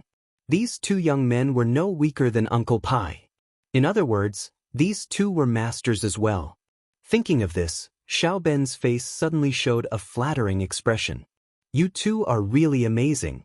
This lion is really an eyesore. This villa is a second-hand house. When we moved in, we wanted to throw the lion out, but it was too heavy. None of us could move it, so we could only give up. Thank you two masters today. Xiao Ben's words were against his conscience. They bought the lion when they moved in to protect the house. But now, to please Pai Jishan and Pai Jihai, he had no choice but to say this. It's nothing. Pai Jishan said faintly, then entered the villa with Pai Jihai. They sat on the sofa in the living room. As for Xiao Ji, although he didn't go out, he could see the scene outside clearly from the living room. At first, he was just like his second brother, Xiao Ben, and was dissatisfied with the arrogance of these two young men. But after seeing their tyrannical strength, he immediately lost his temper, and just like his second brother, his face was full of flattery. Two experts, how should I address you? I'm the head of the Xiao family, Xiao Ji. Uncle Pai watched me grow up. Xiao Ji's speech was a little clumsy, and his greeting was a little pretentious. But Pai Jishan didn't mind. This was the effect he wanted. Only by shocking the Xiao family could he proceed with the next step of his plan. I'm Pai Jishan, and this is my brother Pai Jihai. To be honest, we're from the hidden house Pai. Pai Jishan sat down on the sofa and introduced himself. Hidden house Pai? Although the Xiao family was a weak noble house, they still had some understanding of the hidden houses. Naturally, they knew that one of them was House Pai. The hidden house Pai was even stronger than the hidden house Zhao, but the Xiao family had never thought that Uncle Pai was from the hidden house Pai. That was such a powerful existence. Thinking up to this point, Xiao Ji and Xiao Ben were filled with excitement, but at the same time, their hearts were filled with apprehension. Facing the hidden house Pai, opportunity and danger came hand in hand. If they could form a relationship with the hidden house Pai, then the Xiao family would instantly rise from a weak noble house to a top noble house. But the problem was, why did the hidden house Pai come today? From the looks of it, there was a 90% chance that it was because of Uncle Pai's injuries. Uncle Pai was injured by Go Huli's car, so the hidden house Pai didn't cause trouble for the Xiao family. Why would they help the Xiao family? Ah, it's Master Pai and Master Pai. Xiao Ben didn't dare to be slow, and he didn't dare to take advantage of his seniority. He carefully called Pai Jishan and Pai Jihai as Master Pai and Master Pai, trying to figure out why they were here. Pai Jishan nodded and accepted the title. Right, what's going on with my Uncle Pai? Tell me in detail. Xiao Ji and Xiao Ben's hearts tightened, and they looked at each other. As expected, the hidden house Pai didn't come with good intentions. They were here for Uncle Pai's injury.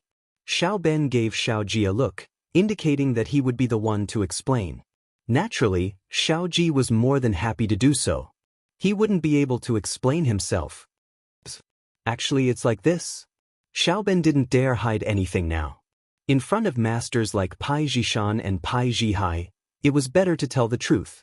If the truth was exposed, then the Xiao family would suffer even more. So he told them everything, including how Uncle Pai was hit by Go Huli's car. I'm sorry, this woman is too reckless. I'll bring her here right now, and you two can do whatever you want with her.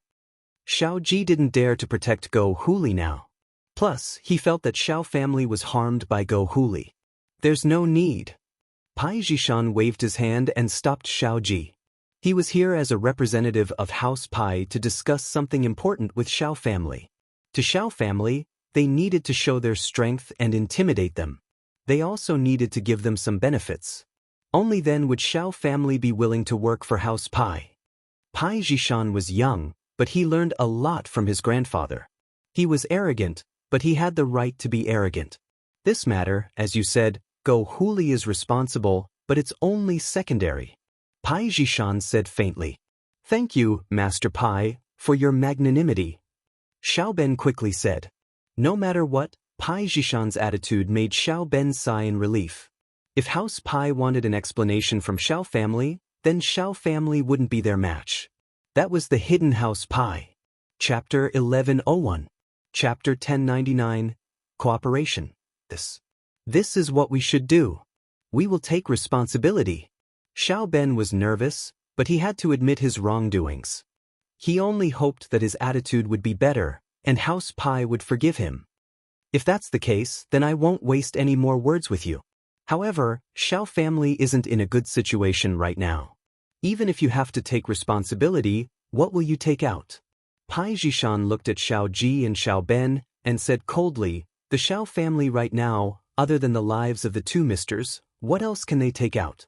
Little kid, you're too much. My Xiao family may be down and out, but it's not up to you to judge. My wife Go Huli may have bumped into Uncle Pai, but what does that have to do with Xiao family? If you want to blame someone, you can always find a reason. Do whatever you want. I, Xiao Ji, am standing right here. What can you do to me? Xiao Ji was a hot-tempered person, and when he heard Pai Zhishan's words, he panicked. Big brother. Xiao Ben was panicking. His big brother's temper was really bad. But before Xiao Ben could say anything, there was a loud slap, and the next moment, half of Xiao Ji's face swelled up, and one of his teeth fell out.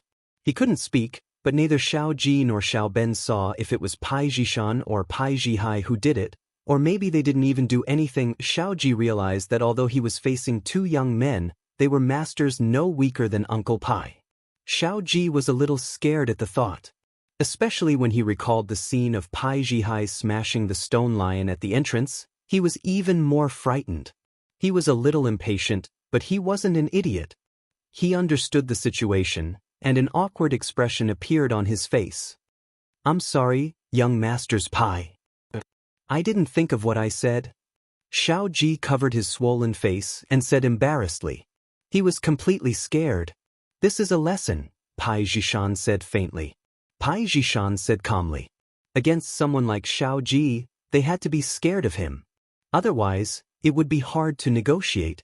Now that Xiao Ji had given in, Pai Zhishan didn't have to waste any more words. Xiao Ji, you are a brute. I won't argue with you. But Xiao Ben, you're a smart man. Tell me, what else does the Xiao family have to compensate us? I really didn't. Although Xiao Ben didn't want to admit it, it was the truth. The Xiao family's downfall was right in front of him, so it was no wonder that Pai Zhishan said this. I really didn't expect the Xiao family to have fallen to such a state. They are still one of the aristocratic families, but now they don't look like a big family at all. Pai Zhishan frowned. He looked around the mansion and said, I don't know if the family's decision was right or wrong. They actually chose you two useless people to work with. Cooperation?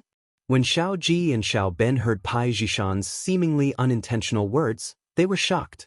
Could it be that the hidden House Pai was here to cooperate with them? If the hidden House Pai was really here to cooperate with the Xiao family, then wouldn't the Xiao family have hope? With that thought, Xiao Ben quickly asked, Master Pai, you mean? You want to cooperate with the Xiao family?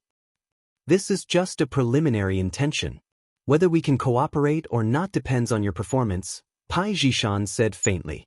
Please speak, Master Pai. Xiao Ben was very happy.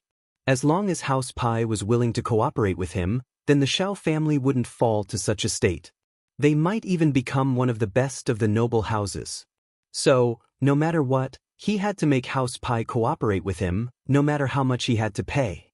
The relationship between House Yu and the hidden House Yu, I wonder if you know about it? Pai Zhishan nodded, satisfied with Xiao Ben's response. Naturally, if it wasn't for the hidden House Yu supporting us, then House Yu wouldn't have become the #1 noble house. Xiao Ben's heart jumped.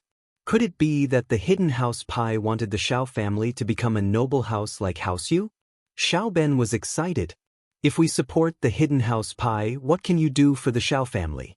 In other words, how much profit can we get? Pai Zhishan said the main point of this negotiation. House Pai was indeed a hidden noble house, but according to the rules of the hidden noble house, they weren't allowed to interfere with the common world's business. In other words, other than focusing on training, they couldn't openly make money in the common world. However, the hidden House Yu had used a roundabout method to directly control the common world's House Yu, turning them into their own tools. The common House Yu, on the other hand, used the hidden House Yu's power to become the head of the noble houses. The hidden House Yu, on the other hand, used the wealth that the common House Yu gave to them every year to grow bigger and bigger. House Yu's situation was accidental, and other noble houses couldn't replicate it. After all, the hidden House Yu and the common House Yu were two different houses. They only got in touch later on. This kind of avoidance method wasn't something that others could learn. They couldn't create a common branch, and so they could only watch as House Yu made money. The agreement wasn't just for show. If they pissed off the witnesses of the agreement, it wouldn't be a joke. However, all these years, the witnesses of the agreement and the Sky Class Masters had all disappeared, and this agreement wasn't as effective as it used to be. Recently, the hidden House Zhao had started to stir, and they had a bastard son, Zhao Qibing, who was making money in the common world. Of course, no one dared to blatantly break the convention, but there was no problem with a roundabout way. House Yu, for example, had been making money for so many years, and nothing happened to them, right? And so, the hidden House Zhao let Zhao Qibing make money in the common world, saying that Zhao Qibing was a bastard son of House Zhao, and that his bloodline wasn't pure, so he couldn't enter House Zhao's door. Of course, even if his bloodline wasn't pure, he was still House Zhao's son, so it was understandable that House Zhao gave him some help. But everyone knew that Zhao Qibing's money in the common world was for the hidden House Zhao. And so, with House Yu and House Zhao as precedents, the other noble houses couldn't sit still anymore. They all thought of ways and excuses to enter the common world to make money. These hidden houses, while strong in the Wulian world, didn't have much money. Chapter 1102. The Rise of the Shao Family. The hidden House Pai was one of the hidden houses that were ready to make a move. House Pai was worried about not having a chance to get involved in the common world, but the Shao family gave them a great opportunity. The Shao family's guardian, Uncle Pai, was the housekeeper of the hidden house. Though he had an affair with a maid and was kicked out by the head of House Pai, he was still part of the hidden house. Now that he was in a vegetative state, House Pai announced to the public that they would investigate the truth. And so, the hidden House Pai naturally came to House Shao, and through their connection, they interfered with the affairs of the common world. Xiaoji didn't quite understand Pai Zhishan's words, but Xiao Ben was a smart man. He understood immediately. House Pai wanted to get money from the common world, but they couldn't do it directly, so they turned their attention to the Shao family. Uncle Pai was just an excuse. Looking at the two young masters' faces, they didn't seem to care about Uncle Pai's life or death. Otherwise, why didn't they ask to see Uncle Pai after coming to the Shao family for so long? Xiao Ben let out a sigh of relief. As long as House Pai wasn't here to cause trouble, then everything would be fine. And it seemed like House Pai was going to use the Shao family to get involved in the common world's business. Then the Shao family wouldn't have any trouble. Young Masters Pai, there are two reasons why the Shao family fell to this state. One is that when my old man was alive, he made a lot of mistakes in investments and lost most of the family's assets. The second reason is that we didn't have a strong master, so our ranking wasn't high, and we weren't treated well. Xiao Ben was honest, telling them the reason why the Shao family fell. And on the matter of Uncle Pai, the Shao family made a mistake. They didn't know that Pengzhan Industries had a strong master backing them up, so they lost both their assets. But at the end of the day, the Shao family didn't have a strong master. Of course I know what you're saying. Pai Zhishan nodded. If I send you a strong master, will you be able to expand your business in a short period of time? Young Master Pai, to put it bluntly, the more support you give me, the bigger the stage I can step on. Xiao Ben said, when aristocratic families do business, most of the time, they rely on their connections and strength. Alright, now, let's talk about the division of profits. Pai Zhishan roughly understood what Xiao Ben meant, but Xiao Ben's request was not a problem for Pai Zhishan. House Pai had already discussed it, and they would send their masters to House Shao. Of course, to the outside world, it was just to investigate the truth behind Uncle Pai's injury, and to protect Uncle Pai's friends, House Shao. What does young Master Pai want to do? Xiao Ben's expression turned serious. This was a very important question. 90%. You get 10%, we get 90, Pai Jishan said calmly. This. Xiao Ben's expression changed as he smiled bitterly. Young Master Pai, isn't this a bit too harsh? That. Xiao Ben's face changed. He smiled bitterly. Young Master Pai, isn't that a bit too harsh? Although the situation was dire, Xiao Ben thought that House Pai wanted to use Xiao family to make money, so he bargained. Xiao Ben, you need to understand the situation. What Xiao Ben didn't expect was that Pai Jishan would turn against him. He smiled coldly and pointed at Xiao Ben. You Xiao family are just trying to redeem yourselves. To put it bluntly, if I wanted to kill you, it would only take a few minutes. If House Pai wants to make money, we can easily support a puppet house. If we cooperate with House Kong, I'm sure they'll be willing, right? In reality, Pai Jishan was just scaring Xiao Ben and Xiao Ji. House Pai wouldn't dare to cooperate with others. After all, the Hidden House Treaty wasn't a joke. Although the witness was gone, the Hidden House Council still existed. There was a reason for House Pai to cooperate with Xiao family. Even if the Hidden House Council came looking for them, House Pai wouldn't be afraid. They had an excuse to explain themselves. But if they supported a puppet house, it would be a different story. But Xiao Ben and Xiao Ji didn't know about these things. They knew that hidden houses couldn't earn money from the common world directly, but if they could borrow someone else's hand, it wouldn't be a problem. Wasn't that what House Yu did? So Xiao Ben didn't know that House Pai wanted to cooperate with Xiao family no matter what. He thought that it was just a feeling. And so, Xiao Ben was a little scared. He realized that they were cooperating with Xiao family because they respected Xiao family. Otherwise, they could just find someone else to cooperate with, and Xiao family would be nothing. Thinking up to here, Xiao Ben's face immediately revealed an awkward expression as he said with some embarrassment, Young Master Pai, please calm down. I was just casually saying, 10% is 10%.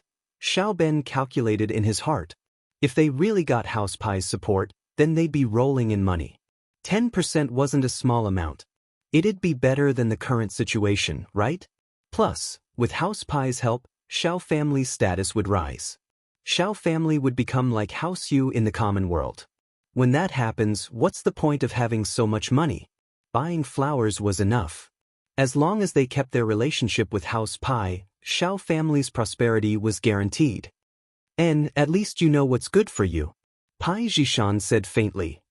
Actually, the bottom line Grandpa gave me was 10%. Originally, we didn't want to give you even 10%, just a fixed salary for Xiao family. But as the saying goes, if you want a horse to run, you have to feed it. So, I told you the bottom line and saved you the bargaining process. Thank you, young Master Pai. Xiao Ben's heart skipped a beat. Thank God he didn't insist. If House Pai got angry, the consequences would be dire. No need for thanks, it's just a win-win situation. Pai Jishan was amused. House Pai's bottom line was 30%, the same as House Yu, but Pai Jishan went all the way to 10%. It was because of House Zhao's current situation that he felt this way. Xiao family really had nowhere else to go. To be able to get House Pai's help was a great thing. As for the division of profits, that was secondary. If their business was as big as House Yu's, then 10% wouldn't be less than Xiao family's entire income at its peak. Then the masters from House Pai. Xiao Ben remembered the crux of the matter. If the masters from House Pai weren't there, then everything was just empty talk. Chapter 1103. Some proud, some worried, mystic late phase peak? Xiao Ben was startled. That strong? Wasn't that much stronger than Uncle Pai? Plus, with the hidden House Pai, who wouldn't give face to the Xiao family? Especially after hearing Pai Jishan say that he was already an Earth-class master. Xiao Ben's heart skipped a beat. It was fortunate that he didn't mess with this young master of House Pai. Otherwise, the Xiao family would have died a horrible death. Pai Jishan was already an Earth-class master at such a young age. This hidden house was too overpowered. But luckily, the two houses had reached an agreement. The stronger House Pai was, the higher the status of the Xiao family would rise. Of course, our House Pai masters are only here to watch and supervise. If you want to order them around like Uncle Pai, that's impossible. Pai Zhishan warned Xiao Ben. The hidden house pie masters wouldn't be ordered around by the Xiao family. I understand. Xiao Ben quickly nodded. In fact, he didn't even think about ordering the pie masters to do anything. He didn't dare to either.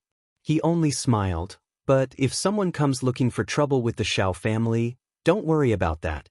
If someone comes looking for trouble with the Xiao family, our house pie masters will take care of it.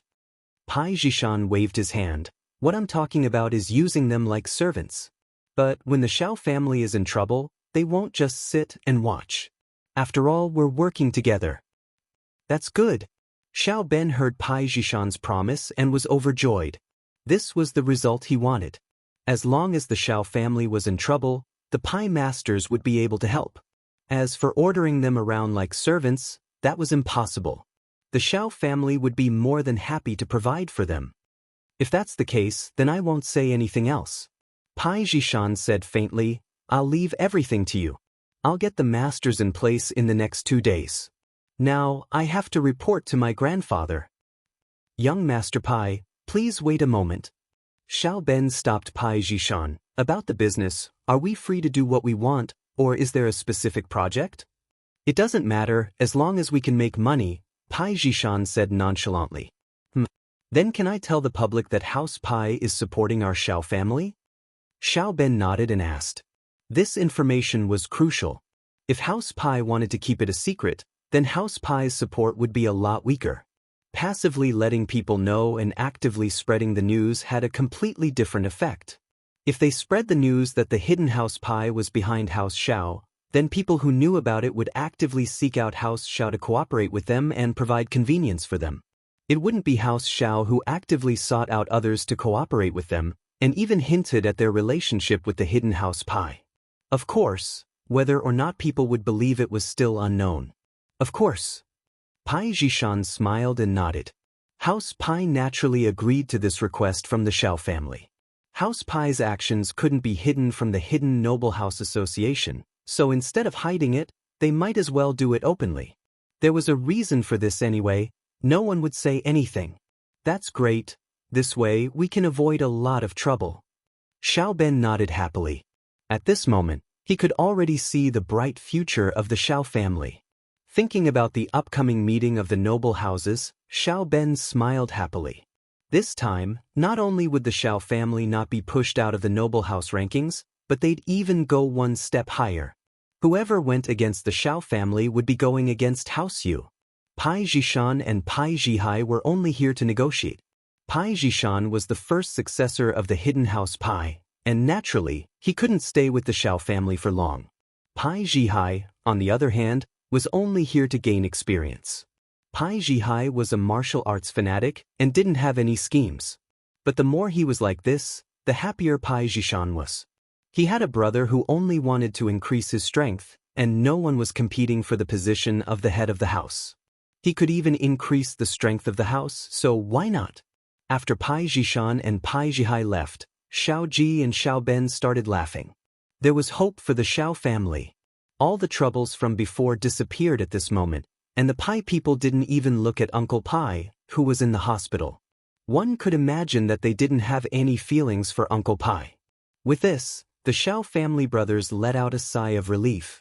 Xiao Ben was afraid that House Pai still held a grudge against Uncle Pai, and was afraid that they would drag the Xiao family down with them. But now, it seemed like there was no need to worry anymore. Still, Xiao Ben wasn't willing to let it go. He wanted to find Lin Yi for revenge, and the first thing he wanted to do after House Pai came was to bring people to Pingzhan to force him to pay the debt. But now, it seemed like House Pai didn't care about Uncle Pai at all, and the chances of them getting revenge for Uncle Pai was very low. But no matter what, the Xiao family's rise was inevitable. Xiao Ben turned to Xiao Ji. Brother, you can use your position as the head of the Xiao family to spread the word that we, the Xiao family, have received the support of the hidden House Pai, and are starting to recruit business partners. All right, I'll take care of it. Xiao Ji patted his chest and agreed. He loved to brag the most. Moreover, this time, it wasn't just bragging. It was a fact. The news of the Xiao family receiving the support of the hidden House Pai spread like wildfire under Xiao Ji's purposeful spread, and soon, all the noble houses received the news. But among these noble houses, there were happy ones, and there were depressed ones, and there were also those who didn't care. The happiest was House Wu. Wu Gongao felt that his grandson, Wu Chintian, had a good relationship with Xiao Wangdao and Xiao Wangba, and now that the Xiao family was in power, House Wu would also get some benefits in the future. But there were fewer happy ones and more depressed ones. The most depressed ones were House Lu and House Qin. House Lu and House Qin were both weaker noble houses, and with the Xiao family at the bottom, they felt threatened, but they still had a chance to breathe. But now, the Xiao family suddenly became strong, and became a noble house on par with House Yu. Didn't that mean that House Lu and Qin were at the bottom? Chapter 1104. Chapter 1102. House Qinzhenhu listened to Lu Tiany's report and took a deep breath, frowning. He didn't speak for a long time. Originally, Zhenhu thought that after Lin Yi's treatment, he could live another 10 years. With his old face, House Lu could hold on for a while longer. As long as he didn't die, House Lu would still have hope. As long as they managed it well, with a reasonable marriage with an ancient martial arts house, House Lu would continue to prosper. Zhenhu's plan was to use Lu Jinghan and another young master of a martial arts house's child as the next head of the house, in exchange for the Lu surname. This way, the child would be able to learn the martial arts of a martial arts house, and when the child grew up, House Lu would become a martial arts house as well. But before this idea could be realized, a problem arose. House Lu had already received the news of the upcoming noble house meeting. House Yu was planning to remove one noble house and make a new one. This would not only ensure House Yu's position in the noble house meeting, but it would also benefit House Yu when they became a new noble house. Before, everyone thought that the new noble house would be Xiao family, but now, it seemed that this new noble house would be House Lu. House Qin had at least one practitioner, Qin Yutin. His level was a bit low, but he was still a practitioner. House Lu, on the other hand, had none. Tianli, what do you think? How can House Lu maintain our current position in the upcoming noble house meeting? Zhenhu raised his head and looked at his two sons. Lu Tianyi and Lu Tianli fell into deep thought. In fact, they had been thinking about this problem ever since they got the news that Xiao family was supported by the hidden house Pai. It was just that they didn't have any good ideas. Tianyi, why don't you go first? Zhenhu said. I'm thinking, is it possible to ask for House Wu's help? Lu Tiany's wife was the daughter of Wu Gongao, the head of House Wu, and Wu Gongao had just broken through to the middle phase of the mystic class. If he was willing to help, there should be a chance. What about Tianli? What do you think? Zhenhu didn't comment on Lu Tiany's idea and asked Tianli instead. Big brother is right. Sister-in-law is a member of the Wu family, so it's only right for us to seek help from the Wu family. Other than that, I think we should build a good relationship with the Xiao family. The Xiao family needs business partners right now, and we can totally volunteer to do business with the Xiao family, Tianli said after some thought.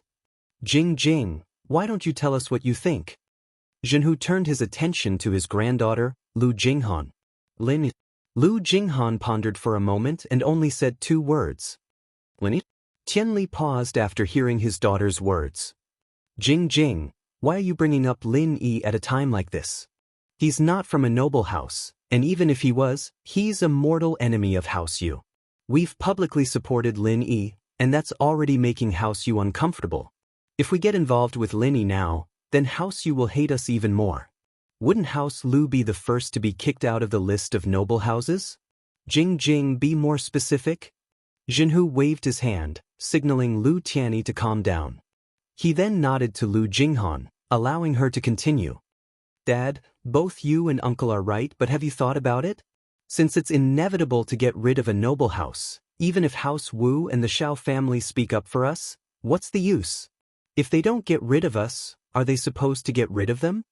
Lu Jinghan said calmly, House Xiao may have gotten House Pai's help, but they've just become a first-rate noble house from a fallen noble house.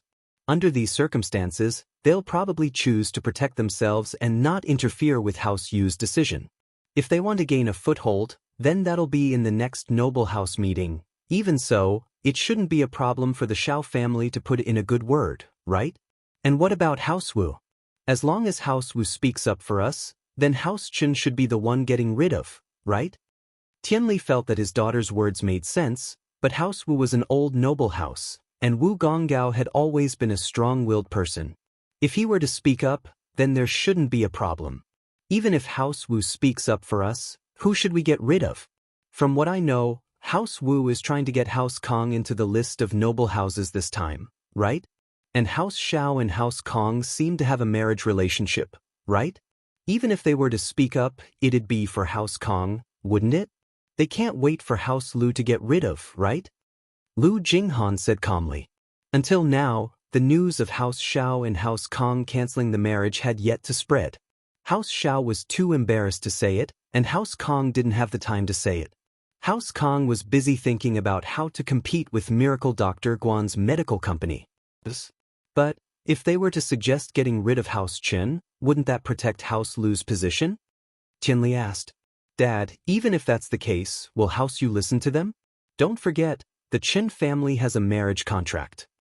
Lu Jinghan reminded. Yes, if it weren't for Lu Jinghan's reminder, Lu Tianyi and Lu Tianli would have forgotten that House Chen still had an engagement. Many people knew about this back then, and it caused quite a stir. But as time went on, there was no more movement from that side, and House Chen didn't mention it anymore, so the engagement was forgotten by many. Now, many people had forgotten about it. If it weren't for Lu Jinghan bringing it up today, Lu Tianyi and Lu Tianli would have forgotten about it already.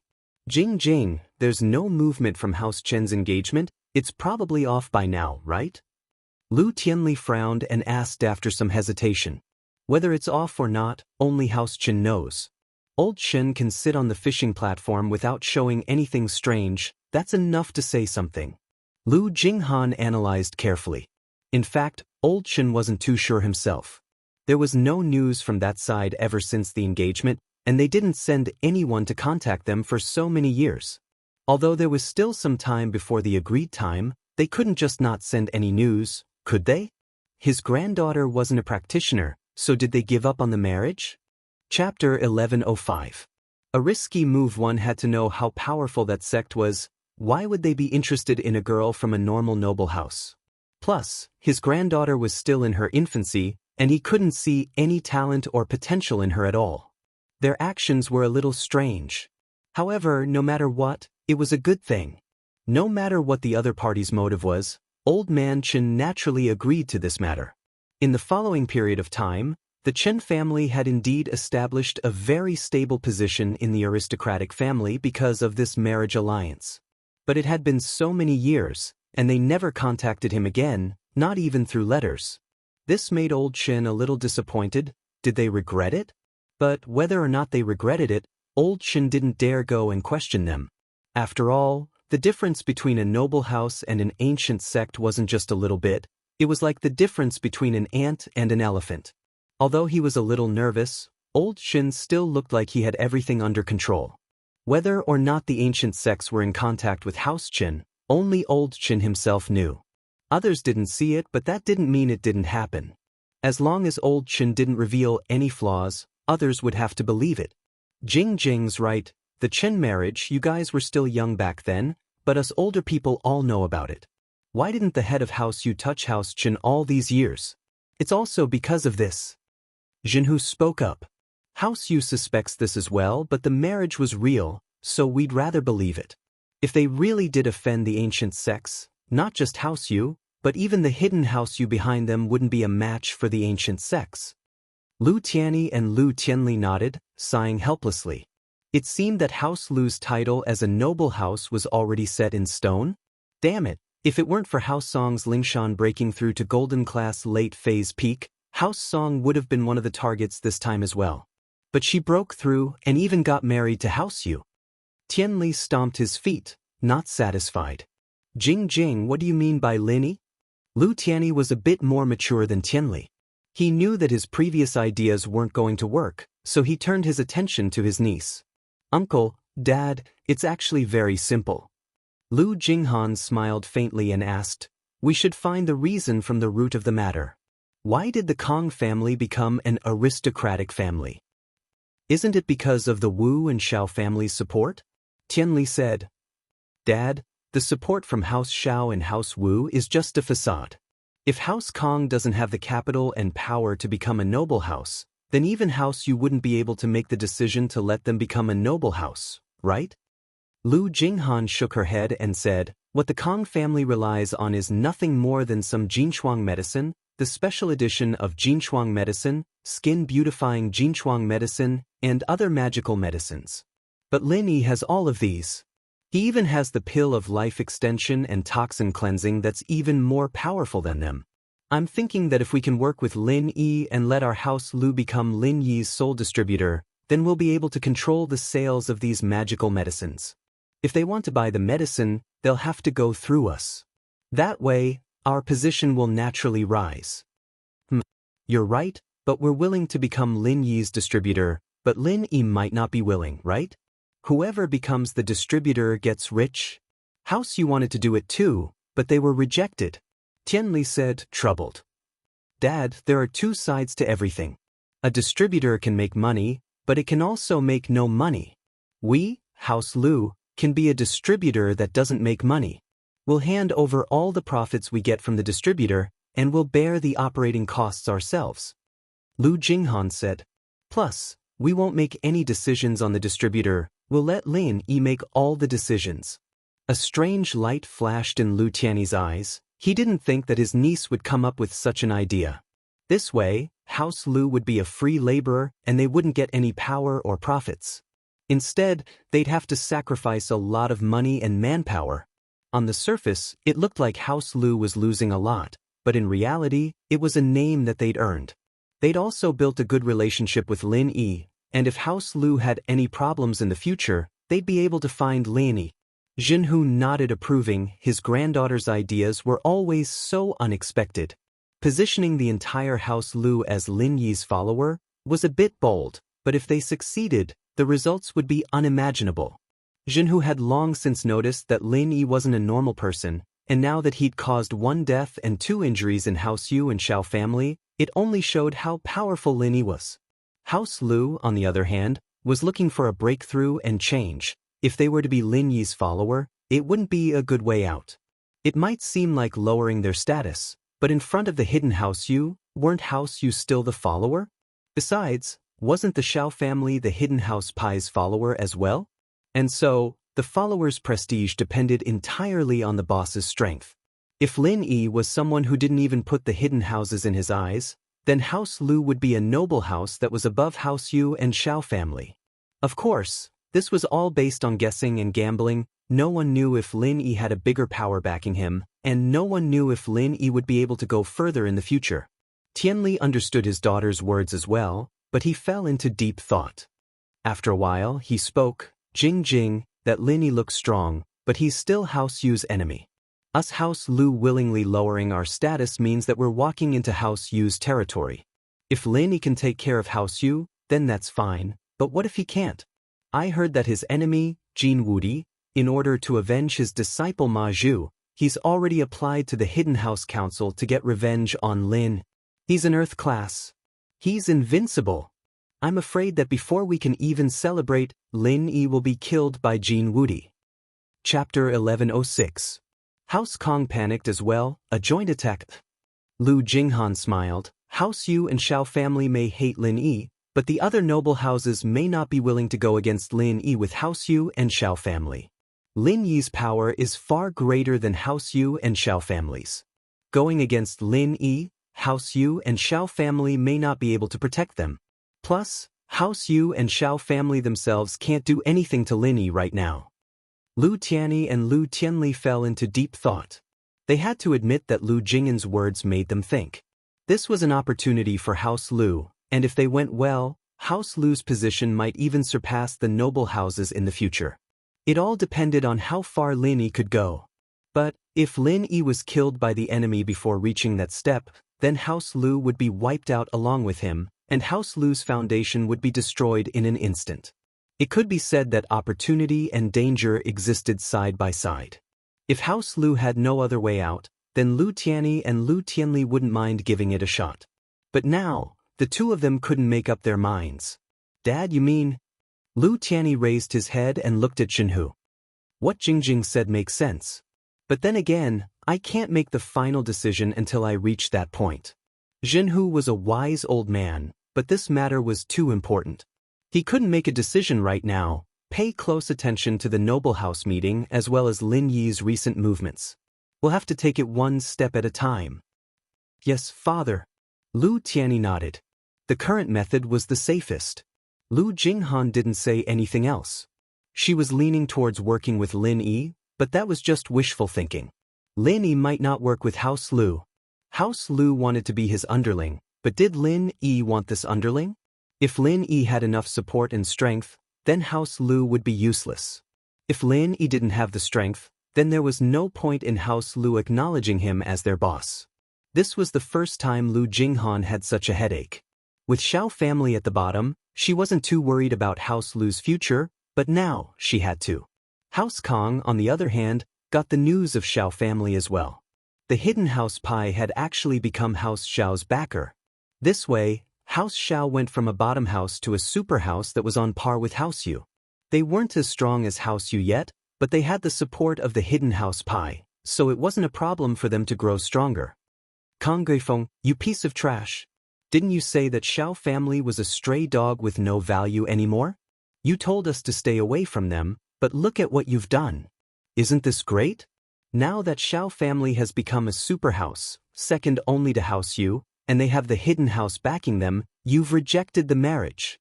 Dr. Kong was furious when he heard that Xiao family had the support of House Pai. He called Kang Guifeng, Kang Teipu, Kang Xiaolong, and Kang Mingming together and scolded them.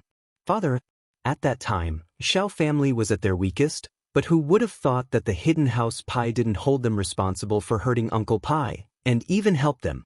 Kang Guifeng was troubled as well. Who knew that things would turn out this way? If he'd known, he wouldn't have rejected the marriage. He would have wanted his son to marry Xin Yan. But now, it was too late to say anything. There was no medicine for regret in this world. You're trash, a huge piece of trash. Miracle Dr. Kong slammed the tea table, gritting his teeth. Kang Guifeng didn't dare say anything. He lowered his head and didn't say anything. It was useless to say anything now. A mistake was a mistake. One wrong step and everything else would be wrong. Tell me, number 2. Miracle Dr. Kong turned to his second son, not even calling him by his name, calling him number 2. Father, I've said it before. A skinny camel is still bigger than a horse, and the Xiao family isn't completely useless. That's why I didn't agree to fight with the Xiao family, but now that things have turned out like this, what else can I do? There's nothing we can do. Kong Zuipu shrugged helplessly. He didn't think that his nonsense last time would turn out to be true. Miracle Dr. Kong recalled that Zuipu did say something like that before, but he didn't think much of it, thinking that it was just nonsense. Zuipu's words weren't without reason, after all. Good advice was a pain to the ears. His second son might be a spoiled brat, but he had a good eye for problems. Dr. Kong turned to Xiaolong and asked, Xiaolong, do you have any ideas? You agreed to break the marriage with the Xiao family when they're down. Do you have any ideas? Grandpa, I was wrong. Xiaolong was troubled as well. He never would have thought that the Xiao family would turn the tables, and it was a big one at that. What could he do now? He prayed in his heart that Dr. Kong wouldn't blame him. What's the use of being wrong? Miracle Dr. Kong humphed coldly as he looked at Xiaolong's silent face. He'd really misjudged them. Gifeng and Xiaolong, both of them dropping the ball at such a crucial moment. What the hell was this? Who told him to be in such a hurry to apologize? The most important thing now was to come up with a plan. Now that the Xiao family couldn't be removed from the noble house, wouldn't House Kong lose their chance? Plus, the Xiao family and House Kong were enemies now. Even if House Kong had the chance to become a noble house, the Xiao family might not put in a good word for them. You'd be lucky if they didn't ruin you. Dr. Kong felt powerless and turned to Kang Mingming. Xiaoming, what do you say? Grandpa, I told you last time that there's still a day when the Xiao family can make a comeback. The Xiao family may be down and out, but there's still a noble house. It's hard to say if there's a day when they can make a comeback. But none of you listened to me back then, even saying that I wanted to play with my sister-in-law. Kang Mingming looked at his brother Xiaolong, annoyed. If it wasn't for Xiaolong, he would have gotten the beauty back then, and House Kong wouldn't be in such a difficult situation right now. Chapter 1107. A Master from House Pai. Grandpa, I think that the first thing we need to do is to be on good terms with the Xiao family and try to mend our relationship. If we can, we should continue with the marriage. Kong Mingming said. That's true. Xiaoming is right, Kefeng. Did you hear that? You messed this up, and now you have to fix it. We need to find a way to get the Xiao family's forgiveness. Dr. Kong humphed as he spoke to Kong Gefeng. That's... Kong Gefeng was speechless. Wasn't this a little too difficult? They'd already offended the Xiao family. Was it even possible to mend their relationship? Plus, the Xiao family already had the support of House Pai. What was the point of having a marriage with House Kong? Who doesn't know how to say that? Of course we need to mend our relationship, but with the current situation, is it even possible? Xiaolong was unhappy that Kong Mingming stole his limelight. This Kong Mingming was obviously here for Kong Guifeng and Xiaolong. Whether or not it can be mended is up to Uncle. I can't do anything about it. I didn't offend the Xiao family either, did I? Kong Mingming said sarcastically. You dash. Xiaolong was infuriated. He glared at Xiaolong, speechless. All right, Xiaoming, stop blaming others. Dr. Kong still treated Xiaolong better than Kong Mingming. Grandpa, I'm not blaming, but the first point can only be done by Uncle.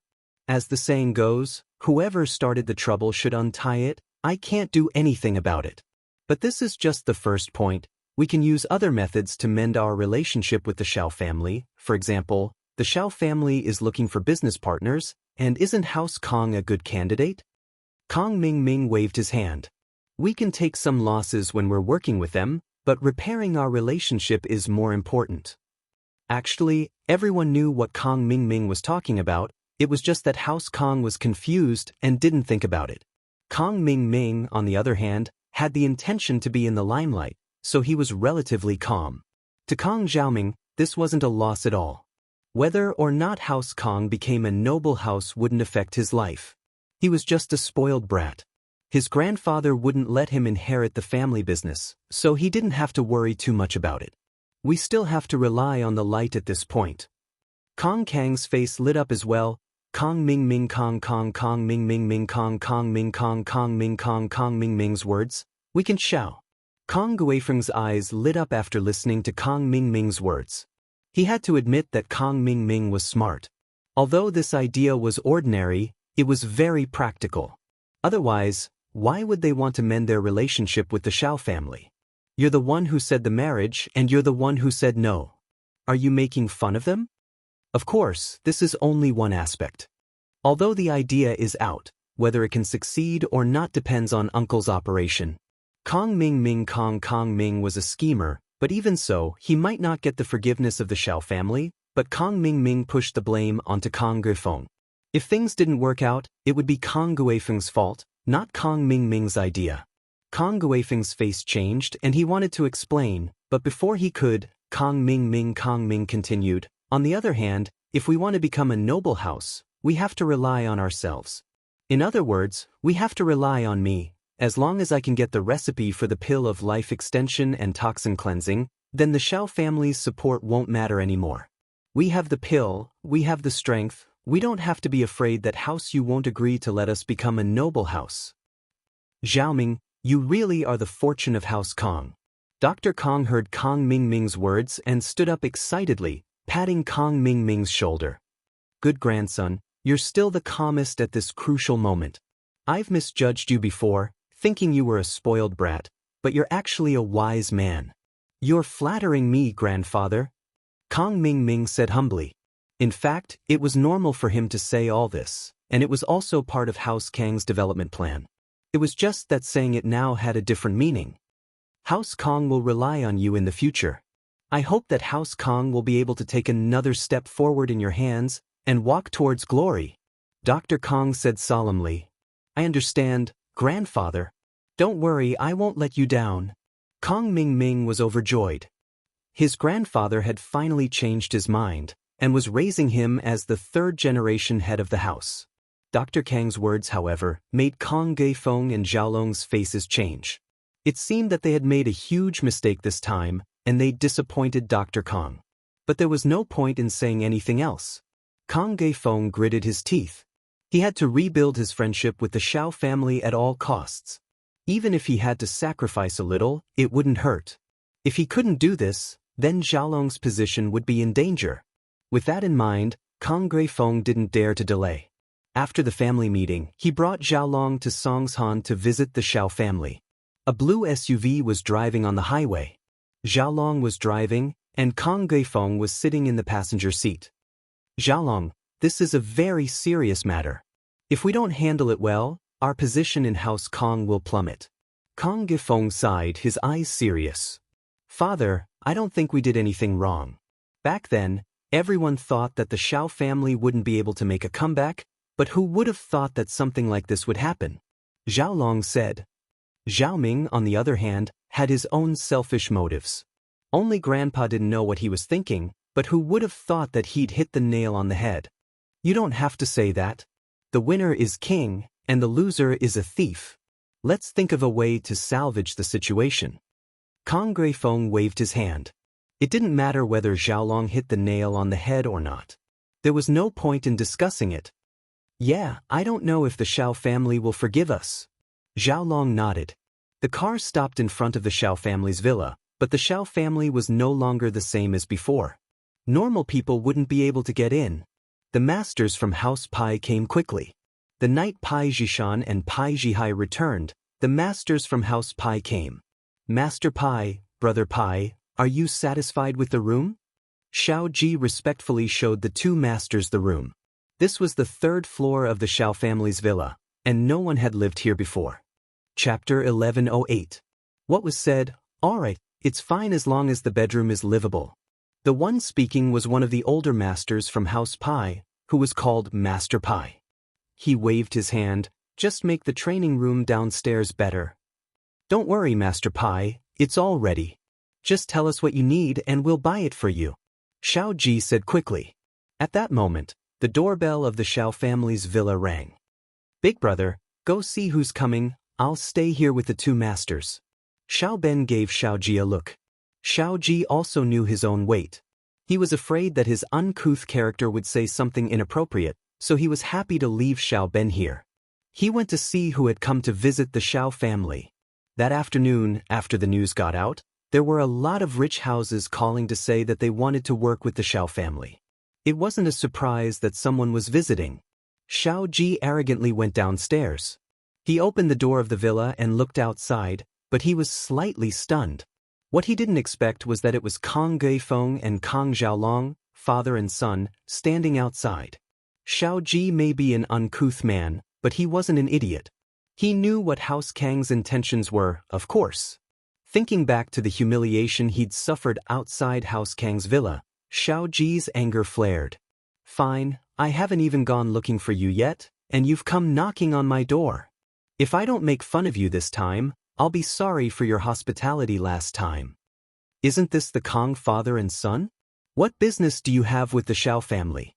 Kang Geifeng and Xiao Ji's words were still fresh in his mind, so this time, Xiao Ji returned the same words back to them. Kang Geifeng and Xiaolong's hearts skipped a beat as they listened to Xiao Ji's words. It seemed like things were going to be as they'd expected. Xiao bro, what are you saying? Aren't we related by marriage? What's wrong with that? Kang Geifeng said with a smile. Related by marriage? Who is related to you by marriage? When did our families become in-laws? Kang Geifeng, do you have a bad memory? Did you remember wrongly? Xiao Ji laughed coldly in his heart. Now you know that we are in-laws? What were you doing earlier? Don't you have a bad memory? All right then, you can continue on your way. Big brother Xiao, don't be angry. My memory is indeed a little bad. The last time you came to my house, I was muddle-headed and didn't remember. When I went back and told Xiaolong about it, I finally remembered that our families are actually in-laws. Kang Geifeng said awkwardly. Fortunately, the reason he said before was that he had a bad memory. Now, he could use this reason as an excuse. Kang Geifeng, I really don't know what nonsense you are talking about here. Xiao Ji laughed coldly and said, there are too many people who want to be connected to the Xiao family. Who knows if it's true or not? What's more, you're talking about a marriage alliance. Who are you going to marry? How come I don't know? You've been talking for so long and you still haven't made yourself clear. Our Xiao family is all male, and you're trying to get married. I may be called Xiao Ji, but I'm not gay. Kong Greifeng was speechless. Xiao Ji's words were a little vulgar, but the logic was clear. He didn't know them, so leave. Alright, stop it. If you have proof of our engagement, then take it out. If not, then get the fuck out, I don't have time for you. 2 masters came to my house, and one of them is a mystic late phase peak. Don't blame me if you come here to cause trouble again. Xiao Ji threatened impatiently. With that, Xiao Ji ignored Kong Greifeng and Zhao Long and went back into the villa. He slammed the door shut, leaving the Kangs outside. Kong Greifeng looked at the Xiao family's door and sighed heavily. He shook his head. It seems like it's hopeless. They don't want to talk to us at all. Father, why don't we try again? After all, we've decided to make some sacrifices and tell them the conditions. Maybe Xiao family will change their mind? Zhao Long didn't want to give up. Didn't you hear what Xiao Ji said? There are 2 masters in their house, and one of them is a mystic late phase peak. Among all the noble houses, only House Yu has masters like that. If Xiao family has such strength, why would they need us to work with them? There are a lot of people who want to work with them, and we're not in the queue. Kong Greifeng smiled bitterly. They've made it clear that they don't care about us. Xiao family isn't what it used to be, and we're of no use anymore. But I don't want to give up just like this. Zhao Long clenched his fist. So what? If Xiao family wanted to accept us, they wouldn't be treating us like this. There's no point in saying anything now. Let's go back. Kong Greifeng was quite open-minded. In fact, he didn't want to stand here and be humiliated anymore. Zhao Long nodded and got in the car with his father, leaving with his tail between his legs. Zhao Long didn't want to give up just like this, but what else could he do? They wouldn't give him a chance. After Xiao Ji ran back to the villa, he conveyed everything that happened to his second brother, Xiao Ben. After Xiao Ben heard it, he felt that it was a pity. We can make the Kong family bleed a lot and give us some compensation. After all, we are short of funds now.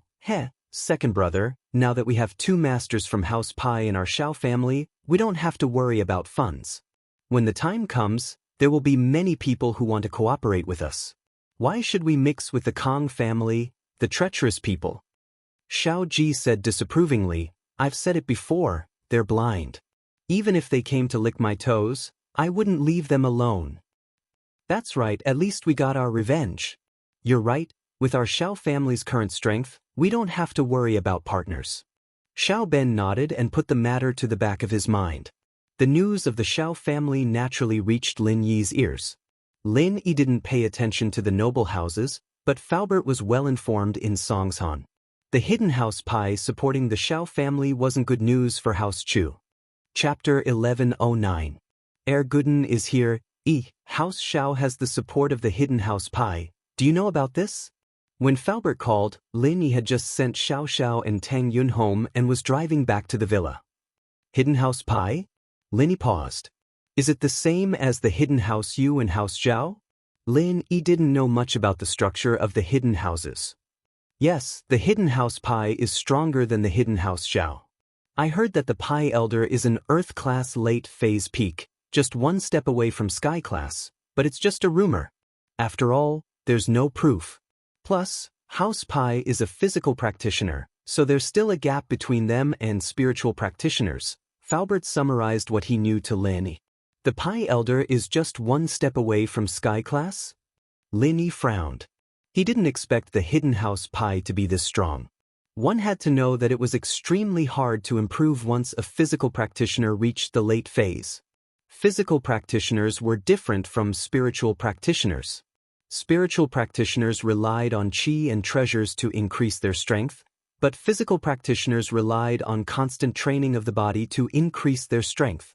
In other words, spiritual practitioners could train by themselves, but once a physical practitioner reached a certain level, they would need someone to train with them in order to increase their strength and find an opportunity to break through. To put it bluntly, physical practitioners were similar to boxing and sanda. If you wanted to improve, you needed a sparring partner, and you couldn't do it by yourself. The old man from House Pi was only one step away from Sky Class. In other words, other than the old man from House Pi, there should be another person who was as strong as him training with him. This meant that House Pi's power couldn't be underestimated. Yes, but from the looks of it, House Pi and Xiao family are just partners. Xiao family won't use House Pi to take revenge on us yet. Faubert said. Right? How strong are the practitioners House Pi sent to Xiao family? Linist. One is Mystic Late Phase Peak and one is Mystic Early Phase, both physical practitioners, Faubert said. Mystic Early Phase isn't a problem, but Mystic Late Phase Peak. This is a bit troublesome. Lin Yi's eyebrows locked together. He was a Mystic Mid-Phase spiritual practitioner, and he had some confidence against Mystic Late Phase Peak or Mystic Late Phase physical practitioners. But if the opponent was Mystic Late Phase Peak, Lin Yi didn't have much confidence. Unless he used the energy bomb, the ultimate killing move, but it was a move that would kill 1,000 enemies and himself at the cost of 800. He wouldn't use it unless he had no other choice. After all, the consequences were too dangerous, and he had to think about it carefully. That's right. If only I could regain my strength at my peak. Faubert sighed and said helplessly, if I break through to Mystic now, even if it's early phase, I'd be able to help.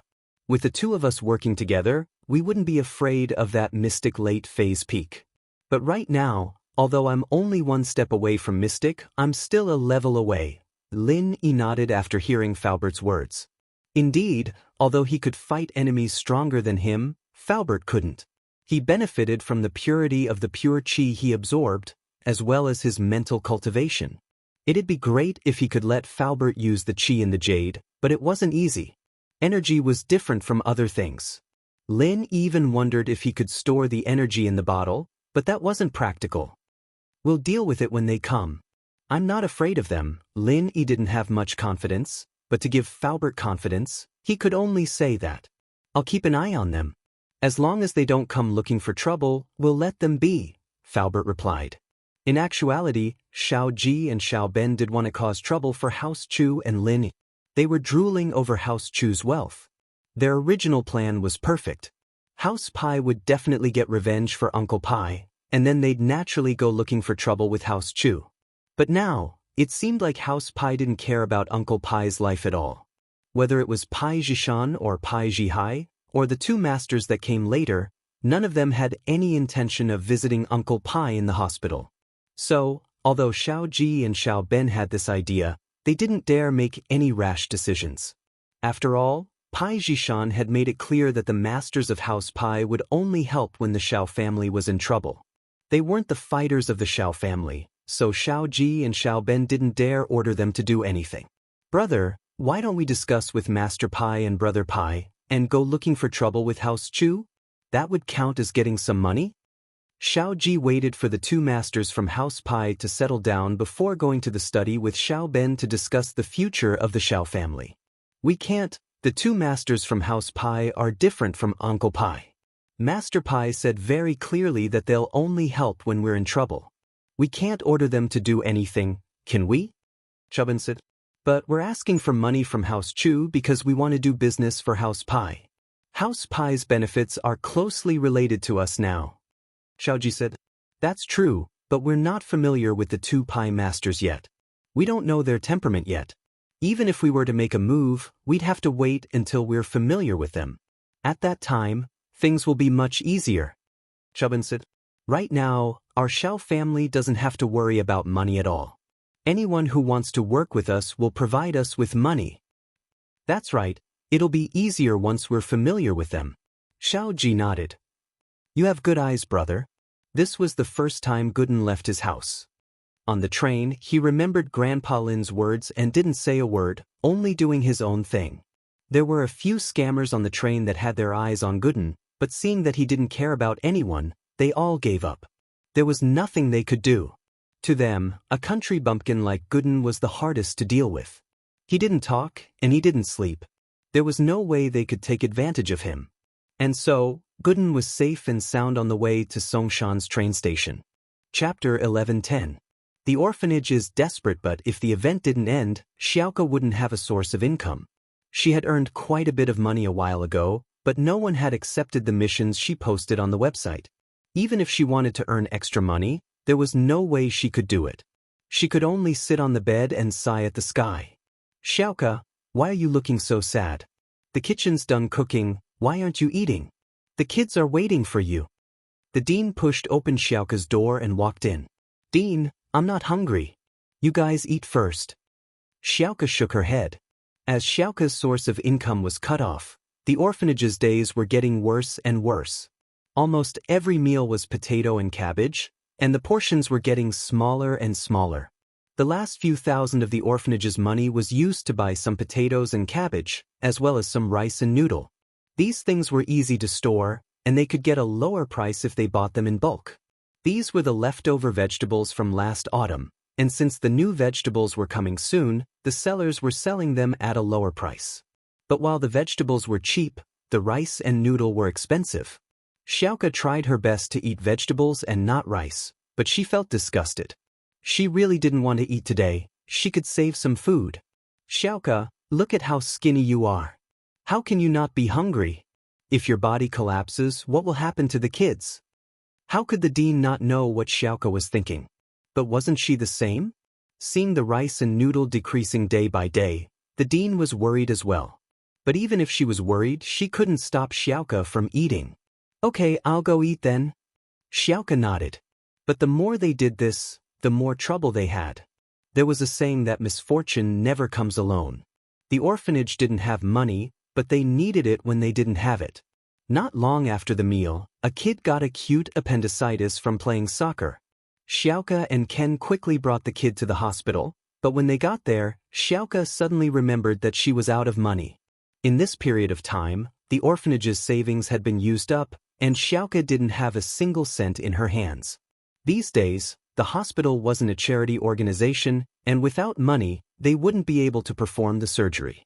Xiaoke knew this very well.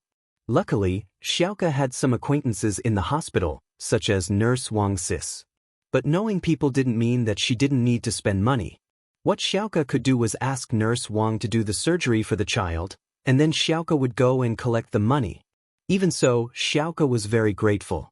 Seeing the sick child being pushed into the surgery room, Xiaoke finally let out a breath of relief.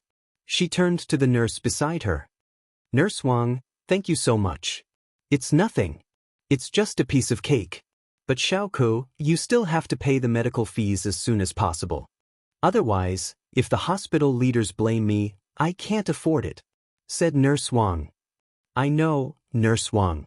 I just left in a hurry and didn't bring any money with me. I'll go back and get the money now. Xiaoke didn't tell the nurse about her predicament. Nurse Wang was already helping her a lot, so why would she give her more trouble? Nurse Wang was just a normal nurse, and her monthly salary wasn't high. Xiaoke couldn't possibly ask her for money. Alright, I'll leave first. I still have things to do, and I'm the only one in the nurse's room. I can't leave for too long. Nurse Wang didn't think too much about it. She knew Xiaoke's occupation, and from her perspective, Xiaoke didn't lack money. Okay, then go back to your work. We'll be fine here. Xiaoke nodded. After Nurse Wang left, Xiaoke sighed and turned to Xiao Ken. Xiao Ken, you stay here. I'll go back to the orphanage to get some money. Xiaoke sis, you don't need to lie to me. I know that the orphanage doesn't have any money, right? Ken hesitated and looked at Xiaoke. Ken, you know about it? Xiaoke nodded slightly, not denying it. Ken was the oldest child in the orphanage, and his mind was mature. Naturally, he could tell that something was wrong with the orphanage. Yes, Xiaoke sis. Is there anything I can do to help?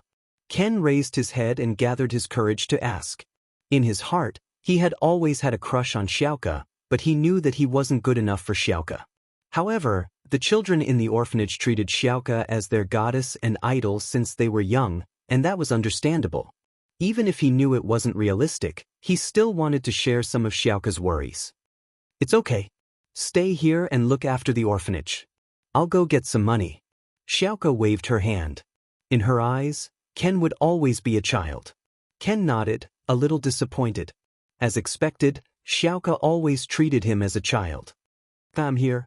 Come back soon, Xiaoke sis. Ken nodded. Xiaoka ran out of the hospital quickly and saw the patrolling policeman on the street. She was in despair. It seemed like her plan to steal the wallet was going to fail. In actuality, Xiaoka didn't need to go to the streets to steal money. The hospital was the best place to do it. There were a lot of people with money there, but Xiaoka wasn't a bad thief. She had her own morals, and she couldn't bear to steal the money of the people in the hospital. Many of them were here to pay for their family and friends' medical fees. What would they do if she stole their money? This money might be the life-saving money for their family and friends. And so, Xiaoka left the hospital decisively and walked on the streets aimlessly. Unknowingly, Xiaoka followed the flow of people to the train station. This used to be Xiaoka's paradise.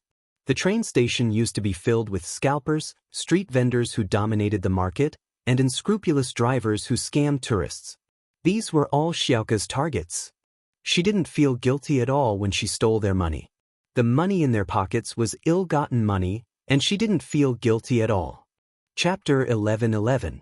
Medical expenses. Looking at the passers-by and the patrolling police gave Xiaoka a headache. She had to get some money for the medical expenses no matter what. She couldn't let Nurse Wang down. Xiaoka looked at the passers-by and could only force herself to look for a target. She only hoped that there were too many people here and that the police wouldn't have enough people to pay attention to her. Very quickly, she found a target, a young man who had just come out of the train station. The young man was quite tall, but at a glance, one could tell that he came from the mountains. He was dressed very rustic, wearing a blue sleeveless shirt and black shorts. He belonged to the kind of rustic that couldn't be more rustic.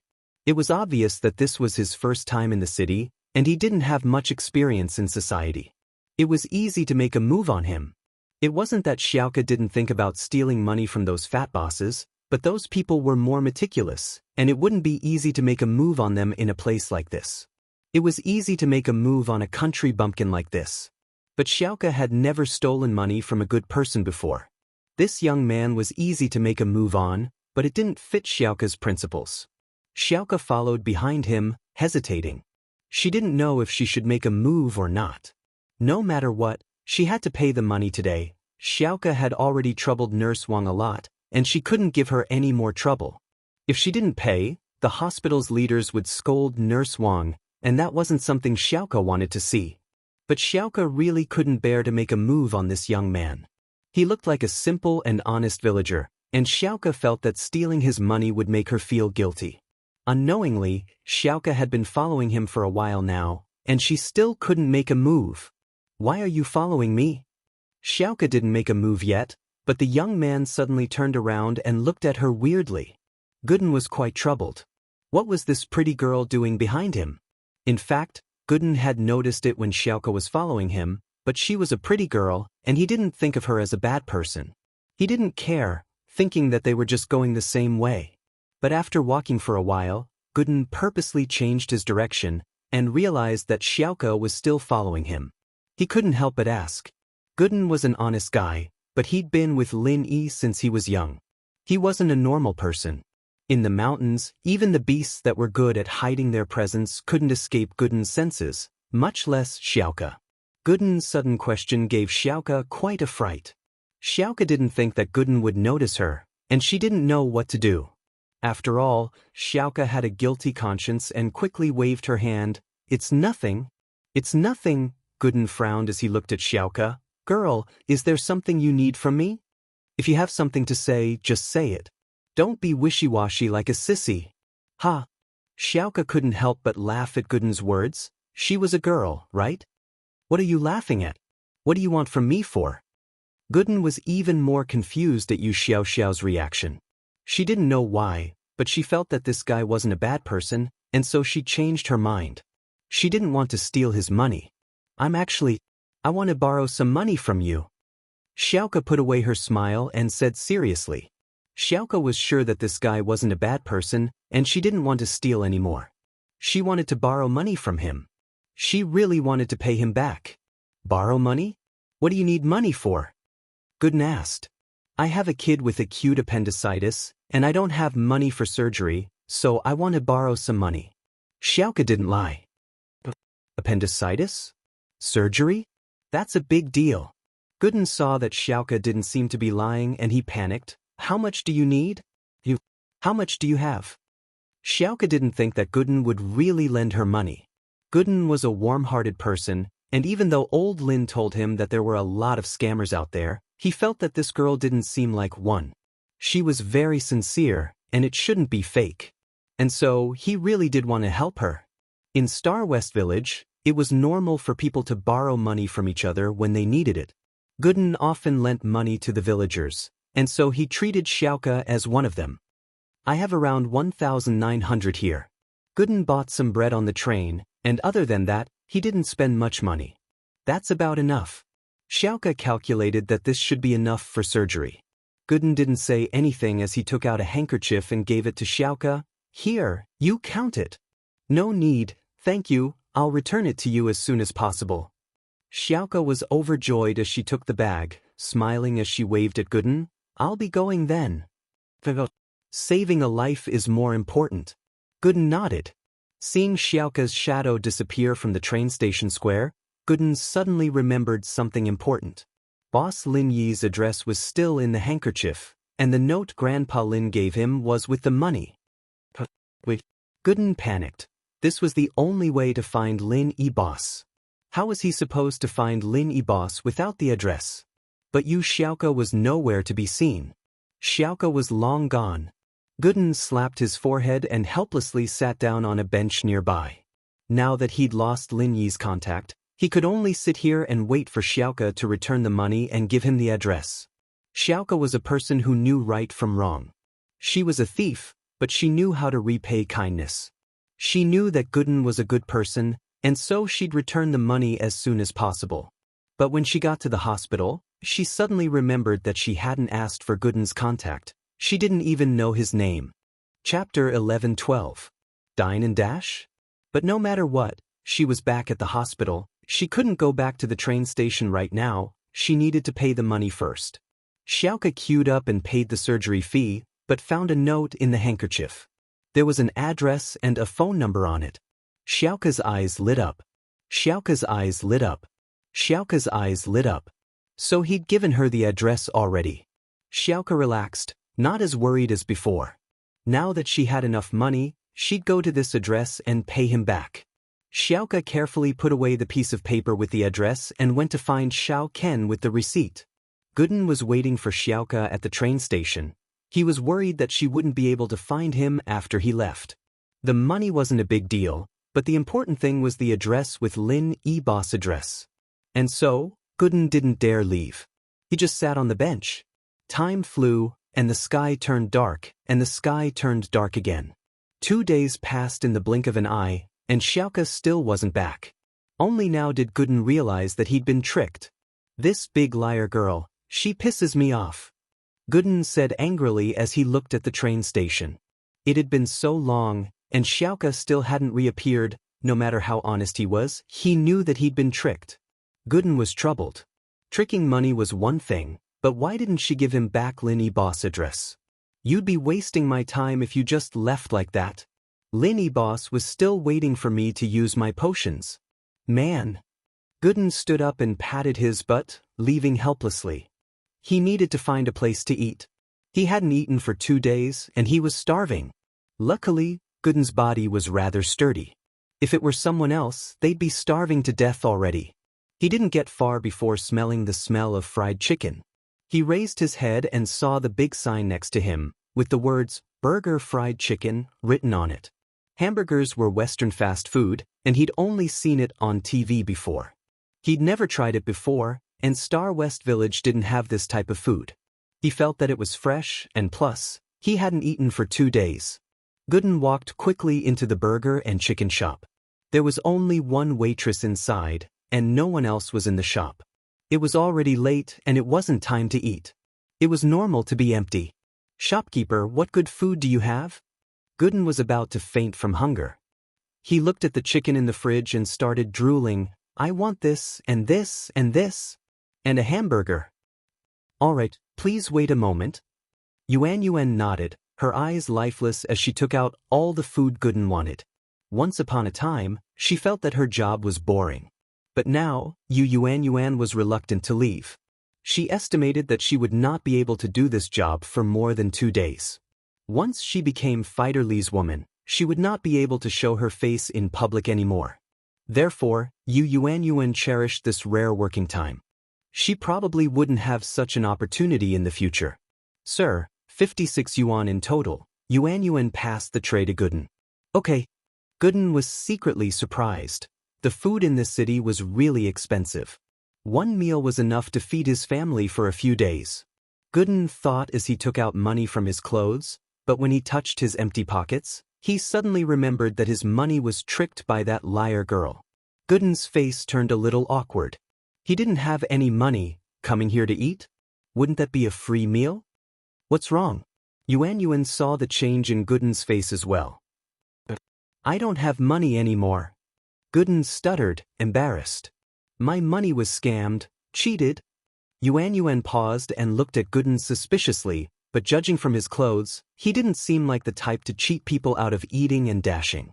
Fast food restaurants paid first, too, and dashing wasn't an option. At the train station, there was a girl who said she had a child with appendicitis, and she asked me to borrow money, so I gave her the 1,900 or so I had, and she said she'd pay me back, but I waited on the bench for 2 days, and she didn't come back. Gooden couldn't help but get a little angry. Man, I didn't eat for 2 days just to wait for her, and she just left. What? Yuan paused after hearing Gooden's story. This guy was a little too honest, wasn't he? He borrowed money from a stranger at the train station? Did he just believe whatever they said? Appendicitis? He was clearly a liar.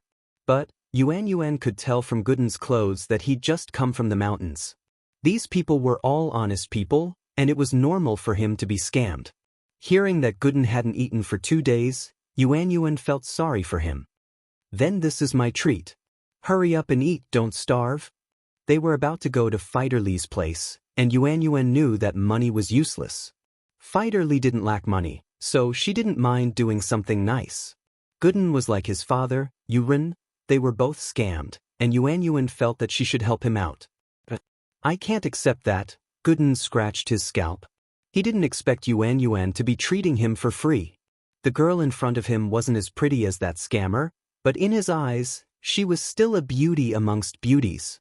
She was much prettier than those village girls from West Star Village. Plus, Yuxiaoka's image in Gooden's mind was extremely bad, while this Yuan in front of him was extremely kind. They were both beauties who lived in the same city, so why was there such a huge difference between them? It's nothing, you're very kind, you just got scammed.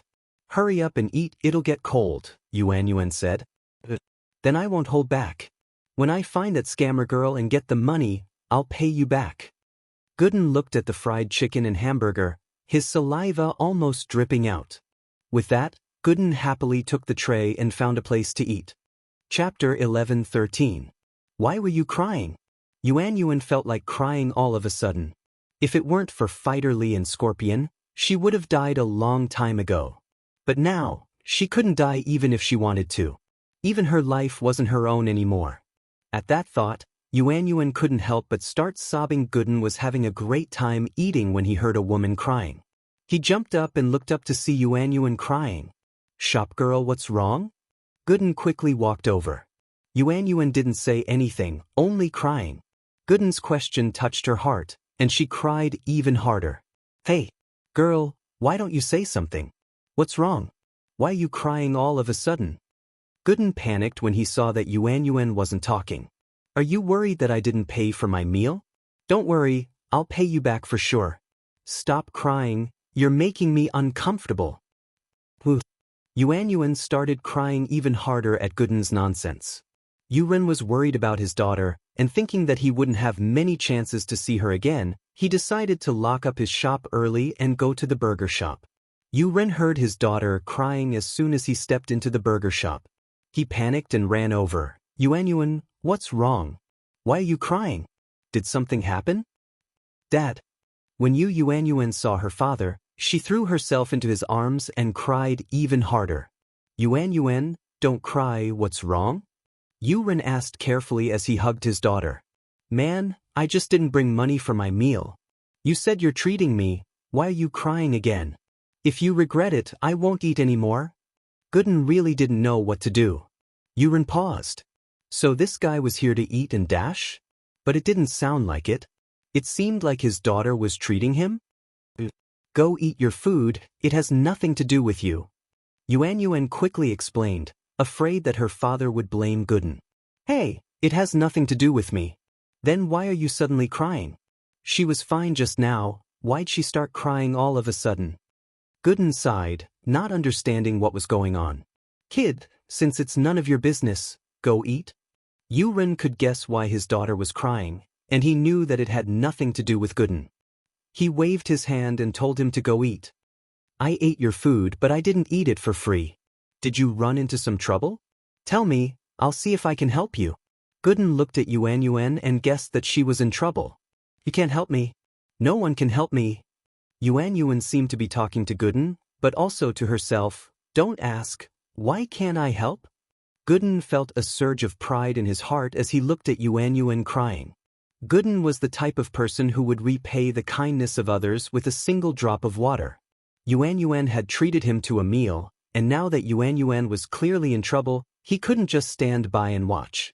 I got kidnapped to be a concubine, can you help me? Yuan didn't know what to do anymore, so she just said it out loud. This wasn't something to be proud of. She didn't want to say it, but Gooden kept asking, so she had no choice. Concubine? Gooden blinked. You got kidnapped to be a concubine? Who wants to kidnap you? Why would they want to kidnap you? Don't ask so many questions, it has nothing to do with you. Just leave after eating. Yuan saw that Gooden was an honest person, and she didn't want him to get involved in this. Tell me, what's going on? I don't believe that someone would kidnap you just because I'm sitting here. Gooden's temper flared up as he glared at her. Gooden had a good impression of Yuan, and he felt that she was a kind girl, treating him to a meal. She was much better than that scammer girl. So now that Yuan was in trouble, Gooden was a warm-hearted person. How could he just ignore it? It's fine, I'll tell you if you want to hear it. Yuan saw that Gooden was determined to get to the bottom of it, so she didn't insist. She'd been holding it in for the past 2 days, and having an outsider to talk to would make her feel better. In fact, Yuan didn't think that Gooden could do anything. He just entered the city, so how would he know how cruel the world was? And so Yuan told him about how Scorpion tricked her father into going to the arena, how he borrowed money, and how he forced her to be Fighter Li's concubine. Gooden was furious after hearing what happened to Yuan, glaring at Yuren. Who the hell is that Lil, Scorpion and Fighter Li? One's a street thug, one's a street fighter, and I thought they were powerful people, but they're just 2 pieces of trash and you want your daughter to pay off the debt? What kind of father are you? Are you a man or not? So what if I am? That Scorpion is from the underworld, and that Fighter Li is very powerful as well, breaking a steel door with 1 punch. What do you expect me to do? 1 word from him and my family will be destroyed. Yuren smiled bitterly. So you just accept your fate? You want your daughter to be his concubine? Gooden was pissed. What kind of father was this? What else can I do? Yuren shook his head helplessly. Kid, you don't understand. You're too honest, you don't know how powerful those people are. How powerful? How powerful can a street ruffian and a martial artist who performs martial arts be? Gooden said in disdain, these people only bully the weak and fear the strong. If I were you, I'd fight them to the death. But I'm no match for them. Hurry up and beat them to death. Yuren felt that Gooden was getting more and more unreasonable. He shook his head. Why are you talking about my dad like that? You just entered the city, how would you know how powerful they are? It's easy for you to say, but why don't you fight them to the death? Yuan was getting pissed. Her father wasn't a good person, but being scolded by an outsider like Gooden made her feel uncomfortable. Gooden had a point, but he didn't know how complicated things were, and how powerful those people were. Chapter 11:14. Gooden punches Fighter Li top. Here. Yuan got even angrier after hearing Gooden's words. You killed him with 1 punch? Aren't you afraid of losing your tongue? Yuan had a good impression of Gooden before. He was a simple and honest guy, and although he got tricked, at least he was a warm-hearted person. But even if you were warm-hearted, you shouldn't butt in when you couldn't do anything about it. Saying random things was just causing trouble. And so, in a fit of anger, she gave Fighter Lee's name card to Gooden. On it was the address of the arena. Fighter Lee had left this sign yesterday, and he came here because he was afraid that Yuan Yuan would run away.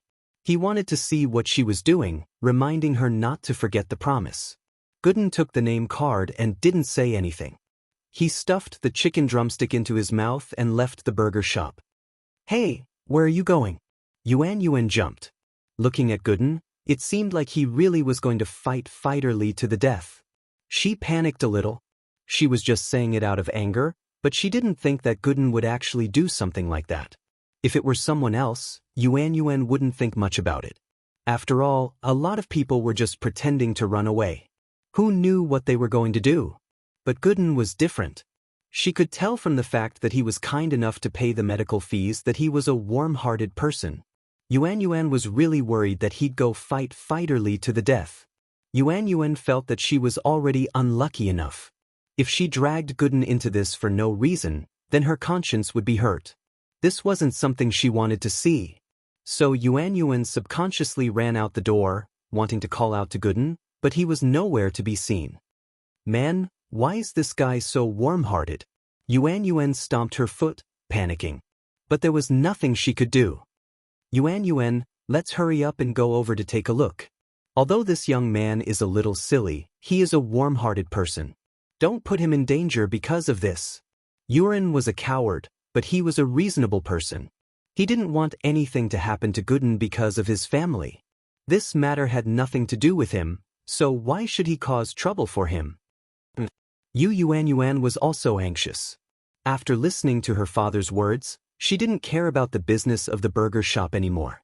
She hurriedly locked up the shop, stopped a taxi with her father, and rushed to the underground boxing field. But Yuan Yuan was a beat too slow when she locked the shop, and how could a taxi be faster than Gooden? There was a speed limit for cars in the city, but there wasn't a speed limit for people. Gooden could even catch up to wild beasts on the mountain, so he was destined to reach the arena first. The address on the card was very detailed, and Gooden found a random person and asked for the direction of the address before flying to the arena. The underground boxing arena was transformed from an abandoned factory, but at the moment, it was brightly lit. At the entrance of the abandoned factory, there were two burly men guarding. They were holding walkie-talkies in their hands. Obviously, they were in charge of guarding. Gooden walked over, but was stopped by two people. "Who are you? What are you here for?" One of the guards looked at Gooden. The fight had already started, and Gooden coming to the arena at this time naturally raised the suspicions of the two men. "Move, I'm looking for someone." Gooden didn't care about these two men at all. These two men might look huge, but that was only enough to scare normal people. In Gooden's eyes, wild boars and bears were nothing to him. "How dare you? I think you're here to cause trouble, aren't you? But open your eyes and look at where you are. You must be tired of living to dare cause trouble here." The man heard Gooden's words and chuckled, looking at Gooden like he was an idiot. But Gooden didn't care about people like this. His goal was clear, and that was to kill that Fighter Lee.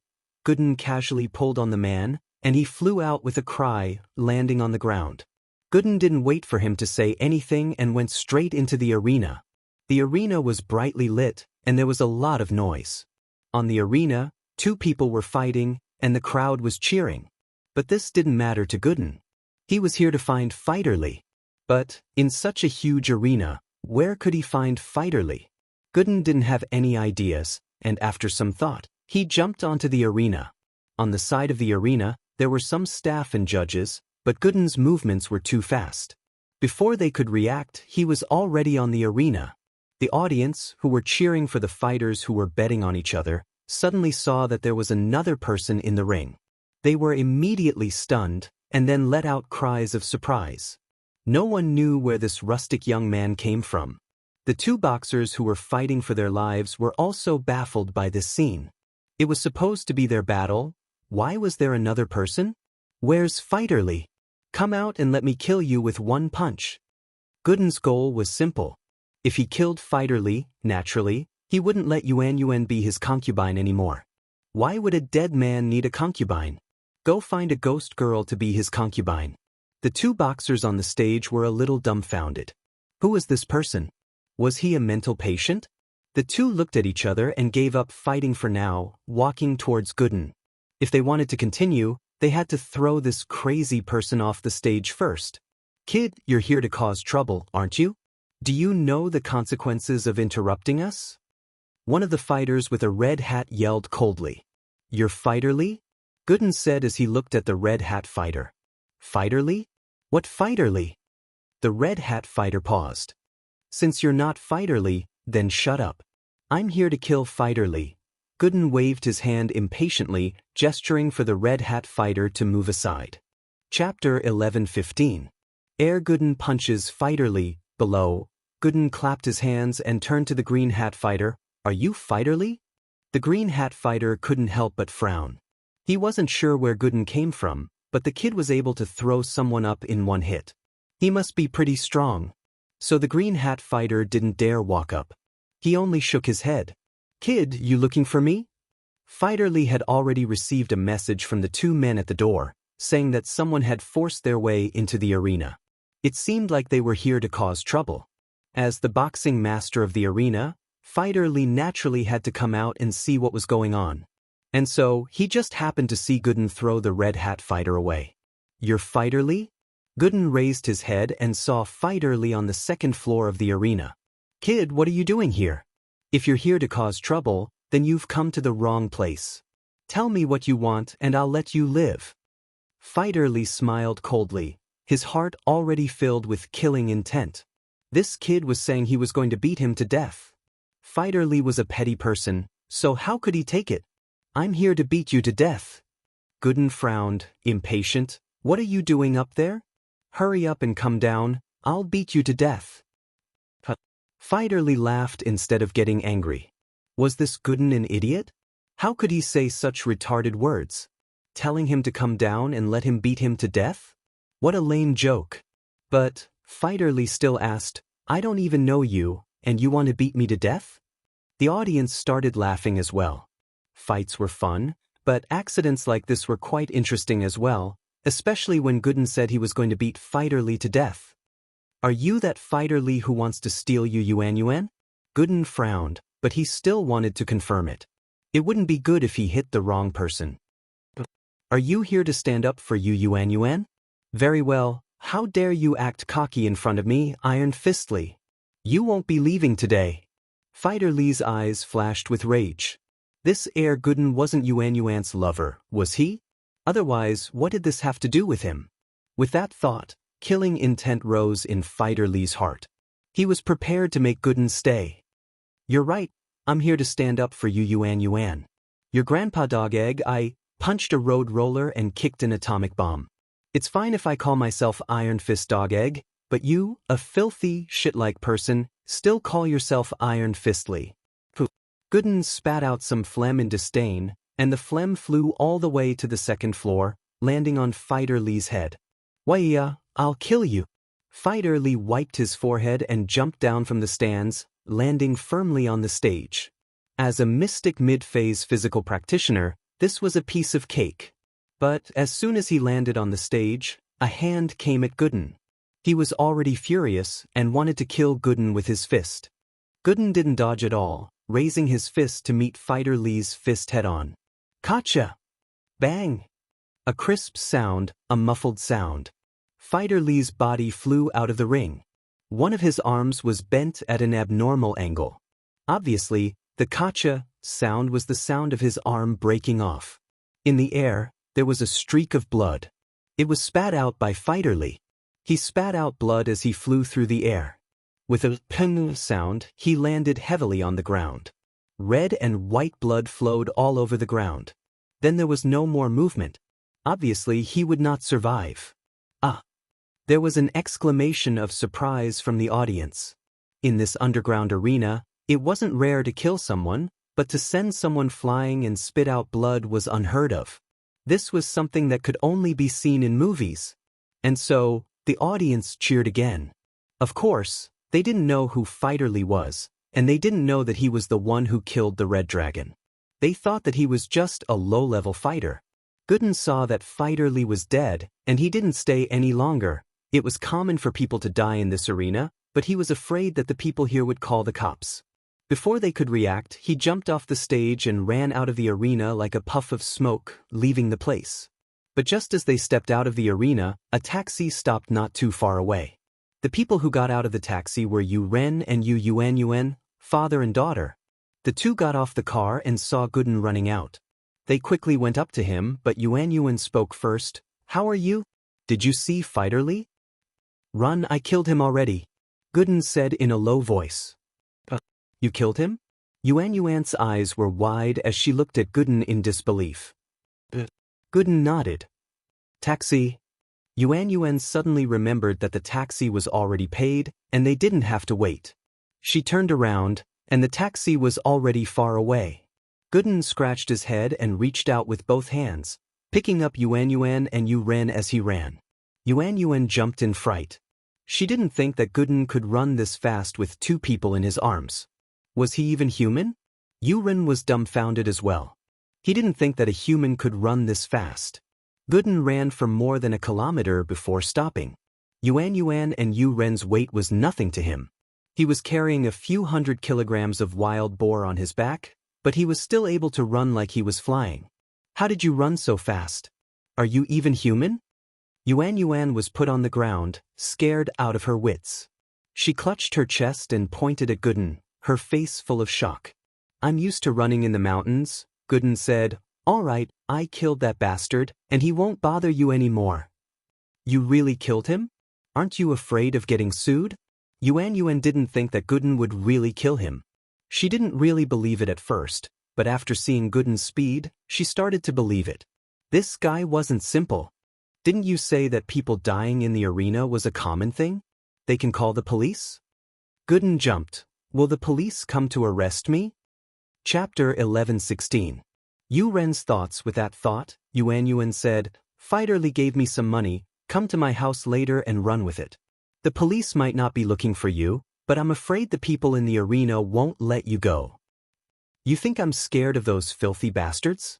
If they dare come, I'll beat them up." Gooden didn't really care about the people in the arena. "Plus, what would you guys do if I left? If they came for you, wouldn't I be doing something bad?" Yuan didn't really care about the arena's revenge. It was just death. What could be worse than death? But who would want to die if they could? Seeing how Gooden didn't seem to care, Yuan wanted him to stay, but she didn't want to cause trouble for him. "Hey, what's with this and that? I don't have a place to stay anyways, so I'll just stay at your house for a few days." Gooden was telling the truth. He had no money, and he even lost boss Lin Yi's address. Where would he go? "Kid, did you really kill Fighter Lee?" Yu Ren pondered for a long time before finally asking. "That Fighter Lee was a piece of shit. I killed him with one punch." Gooden nodded. "Then what do you want to do in the future? What do you want to do in Songshan?" Yu Ren felt that Gooden wasn't a bad person, and his mind started working. If he could make Gooden work in his shop, that would be a good thing. His body was strong, and he'd be a good worker. Yu Ren's metal shop also sold building materials, but because Yu Ren couldn't deliver things to people's doorsteps, business wasn't that good. Now that Gooden was so strong, he'd probably be able to carry a toilet bowl or something, and so Yu Ren wanted him to stay. Especially with Gooden here, he'd be able to protect his house from the arena's harassment, so why not? "Uncle, to tell you the truth, I came here to find my boss, but he put the address and the money in the handkerchief, and I can't contact him now. I don't know what I should do," Gooden said dejectedly as he thought about the stupid thing he'd done. Boss Lin Yi was still waiting for the potion, but in the end he lost the address as soon as he arrived in Songshan. "Oh, how about this? Why don't you stay at my shop and stay at my house for a while? You can look for your boss after you've settled down?" Yu Ren said after some thought. "All right, uncle, don't worry, I won't freeload. I have strength, I can work." Gooden nodded happily. "All right, it's settled then. What's your name? What's your boss's name?" Yu Ren nodded satisfied. This was great, he even saved his wages. "I'm Zhou Jiaming, my boss is Lin." Gooden said. "I don't know him." Yu Ren shook his head. Songshan was huge, and it wasn't the same as a village. A lot of people didn't interact with each other for a lifetime, then you can come to my house and settle down first? That's great. Gooden nodded. Yuan didn't object. In fact, when her father suggested letting Gooden stay, she was a little happy. She didn't really like Gooden, but since ancient times, beauties loved heroes, and Gooden was kind, honest, and had a sense of justice. He was the perfect prince in Yuan's heart, so she didn't reject him. And so, Gooden officially moved into Yuan's house. Yuan's mother had been frowning these 2 days. She knew what happened to Yuren and Yuan. She hated Yuren for going to the arena, but there was nothing she could do now. She could only accept her fate. House Yu's security door had been repaired, and they bought the cheapest door they could, which was replaced after the new house was renovated. Even so, it still cost 300 kwai, making Yuan's mother's heart ache. Yuren's mother knew that Yuan didn't have much time left at home. Fighter Li would be taking her away soon, so she quit her job as a nanny and prepared to stay with Yuan for a few more days. She made dinner and waited for Yuan and Yuren to come home. However, no matter how long she waited, they didn't come back.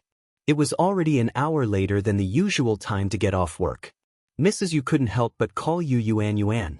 Mom, what's up? Yuan's voice was a lot more relaxed, a change from the gloominess these days. Although this matter might not end with Fighter Li's death, it was most likely resolved. Yuan was very happy. This feeling of freedom was great.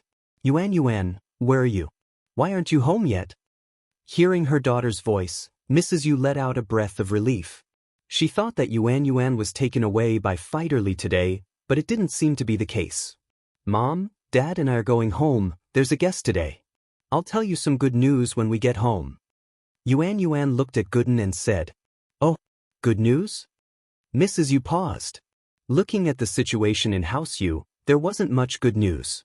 Could it be that Fighter Li's situation had turned for the better? Thinking about that, Mrs. Yu quickly asked, Yuan, did Fighter Li's situation turn for the better? We're on the bus now. It's not convenient to talk about it in public. I'll tell you when we get home. Yuan wasn't stupid. Although it wasn't a big deal for someone to die in the arena, she couldn't just talk about it outside, in case it caused trouble for Gooden. The arena, on the other hand, was in a mess. Scorpion didn't think that the arrogant Fighter Li would be killed by a young man called Grandpa Gooden. This was too weird, wasn't it? Scorpion quickly told the workers to take Fighter Li's body away, letting the two fighters continue the fight, in case it affected the audience's bets. After arranging everything, Scorpion quickly ran to the arena's office. Zheng Wen, too, knew what happened outside the arena from the surveillance cameras. Fighter Li's death was out of his expectations. He didn't think that Fighter Li would be killed with one punch. Wasn't he a mystic mid-phase peak physical practitioner? How did he die just like that? Master Wen, it's bad, Fighter Li was killed. Scorpion stumbled into Zheng Wen's office and reported. Chapter 1117. He had it coming. Zheng Wen was a smart man. He saw Gooden beat up someone and leave the arena, but he didn't send anyone to stop him. He knew that if Fighter Li, a mystic mid-phase peak physical practitioner, couldn't handle him, who else in the arena could? Trying to stop him was clearly courting death. Master Wen, what do we do now? Scorpion was panicking. Fighter Li's dead, there's no one left. It's not a big deal, but how do we explain this to the firewolves? As long as the firewolves don't object, they'll send us a new practitioner soon. Zheng Wen wasn't sad about Fighter Li's death at all. It didn't matter if he died, they didn't have a good relationship. But Fighter Li was a practitioner sent by the firewolves. It wouldn't be easy to explain this to the higher-ups. Master Wen, this is easy to explain. Little Scorpion thought about it and agreed. The Firewolf gang wanted to continue making money in the arena, so they would definitely send another master. The main problem now was how to deal with Fighter Li's death, but Little Scorpion had an idea for this. Tell me, Zheng Wen said quickly. Young Master Wen, let's just tell the truth to the higher-ups. It's all Fighter Li's fault. He fell in love with a girl from a good family, but he didn't expect the girl's lover to be so powerful. He came to the door and killed him with one punch. Scorpion thought for a moment and said, Master Wen, you still have to complain to the higher-ups about this. Say that Fighter Lee didn't listen to you, that he was arrogant and despotic, that's why he kidnapped a girl. If he listened to you and didn't cause trouble, he wouldn't have been beaten to death. Not bad, Scorpion, you have a brain. Jiang Wen nodded. Good, I'll make the call now. Heh, you're flattering me, Master Wen. Scorpion laughed. Isn't it all because you've taught him well? And you can leave first. Jiang Wen waved his hand, signaling Scorpion to leave first. His conversation with his father and the fire wolves couldn't be heard by anyone, not even Scorpion. After Scorpion left, Jiang Wen quickly called his father and Mingyue. Jiang Wen, why are you calling me at this hour? And Mingyue was having dinner with the vice leader of the Northern Division when Jiang Wen's call came in. Dad, Fighter Lee was killed. Jiang Wen said. What? Fighter Lee was killed? What's going on? How did this happen? And Mingyue was stunned and frowned. Today, the vice leader of the northern branch of the Fire Wolves was treating him to a meal on behalf of the leader. The meaning of this meal was actually to acknowledge Jiang Wen's recent achievements. The underground arena had only been established for such a short period of time, and they'd already earned a few billion. It was a gold mine. Jiang Wen's speed of earning money was the fastest in the history of the Fire Wolves, and the leader of the Northern Division planned to reward and promote Jiang Wen. And Mingyue was very happy, but he didn't expect something to happen at this critical moment. On the other side, the deputy leader of the Fire Wolf Gang's Northern Division heard Mingyue's words, and his expression immediately changed. He asked with a gloomy face, Mingyue, what's going on? How did Fighter Lee die? I haven't asked clearly yet, let me ask him first. And Mingyue's forehead was covered in a layer of cold sweat. The Fire Wolves were strong, but a mystic mid-phase peak physical practitioner wasn't someone to be underestimated. They couldn't just let him die like that, and so Mingyue decided to find out the cause of the incident first and see if there was anything he could do. Give me the phone, I'll talk to Jiang Wen myself and ask him what happened. The vice leader waved his hand and took the phone from Mingyue's hand. One had to know that a mystic mid-phase peak physical practitioner was very important to the Northern Division of the Fire Wolves gang. They couldn't just let him die like that. There was no explanation. All right. And Mingyue didn't have a choice. He had to listen to the vice leader. He was worried that Jiang Wen would be punished, but he couldn't go against the vice leader's wishes. He regretted coming here today. He should have told his son beforehand, and maybe there would have been a way out. Jiang Wen? What's going on? Fighter Lee is a master of our Northern Division. How did he get killed when he came to your place? How did such a big incident happen? The vice leader started to question Jiang Wen. Hello, is this the vice leader? Jiang Wen was a little tensered. This was his first time talking directly to a high-level member of the Firewolves, but he maintained his composure and asked respectfully. It's me. Tell me how Fighter Lee died in detail. The vice leader said. Vice leader, I finally found a boss that I can talk to.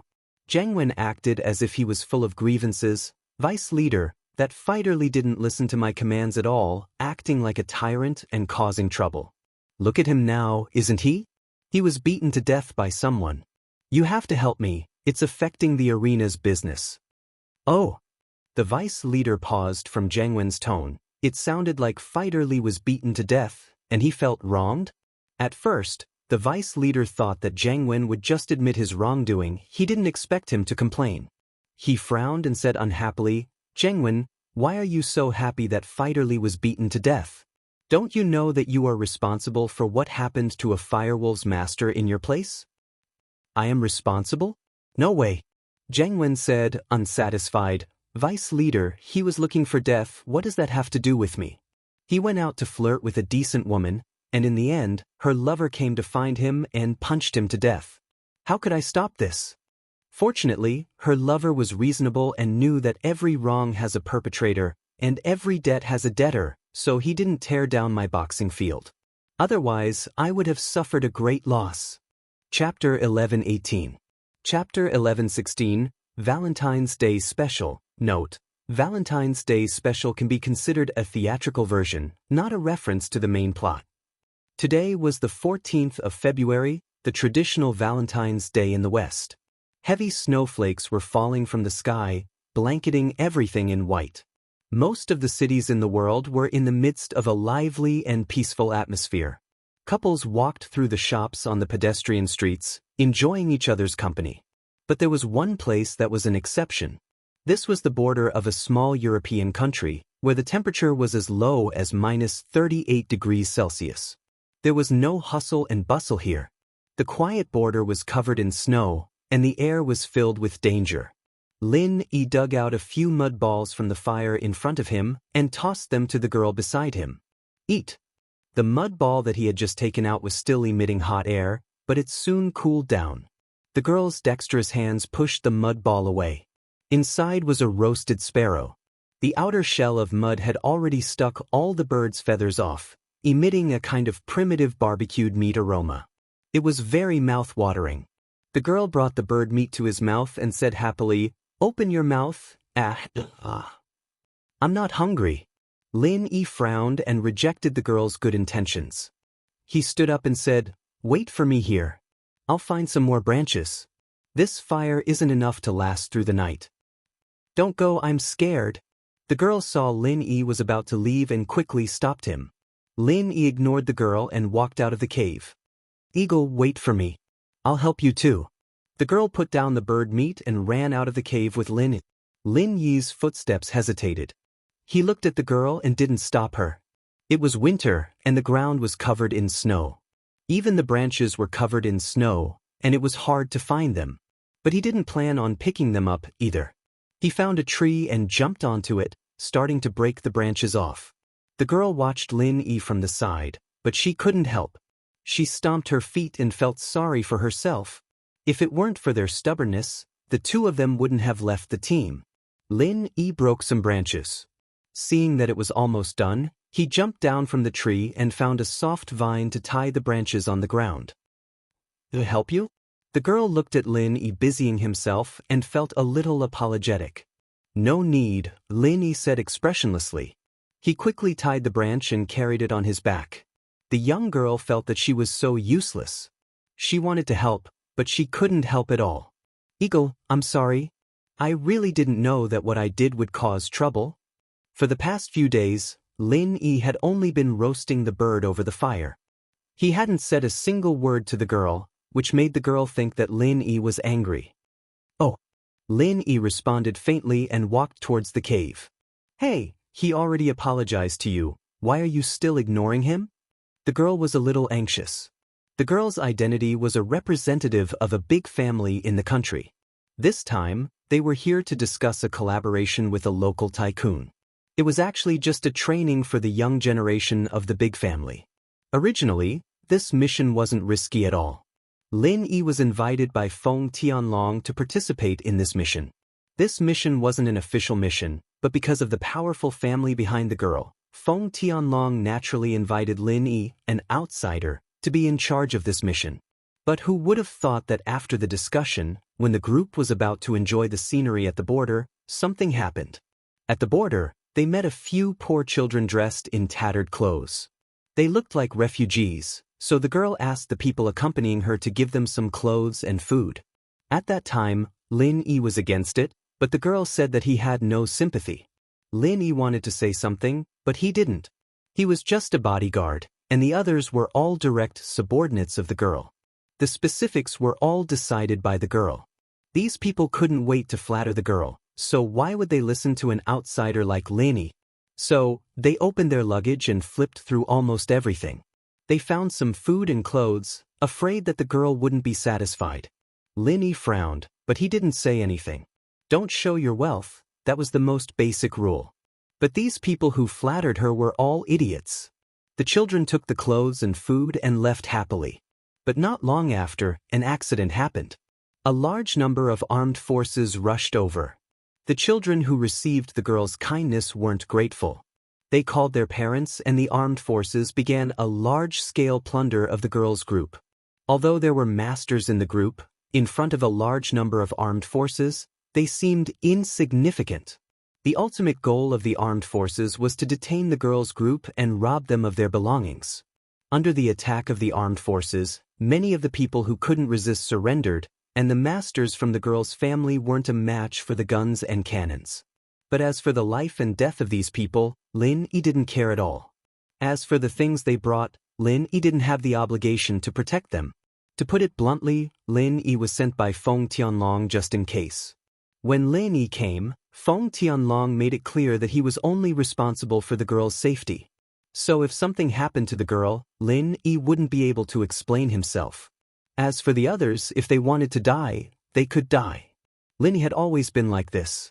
But these armed forces were obviously only interested in the belongings the girl brought. They didn't want to kill them.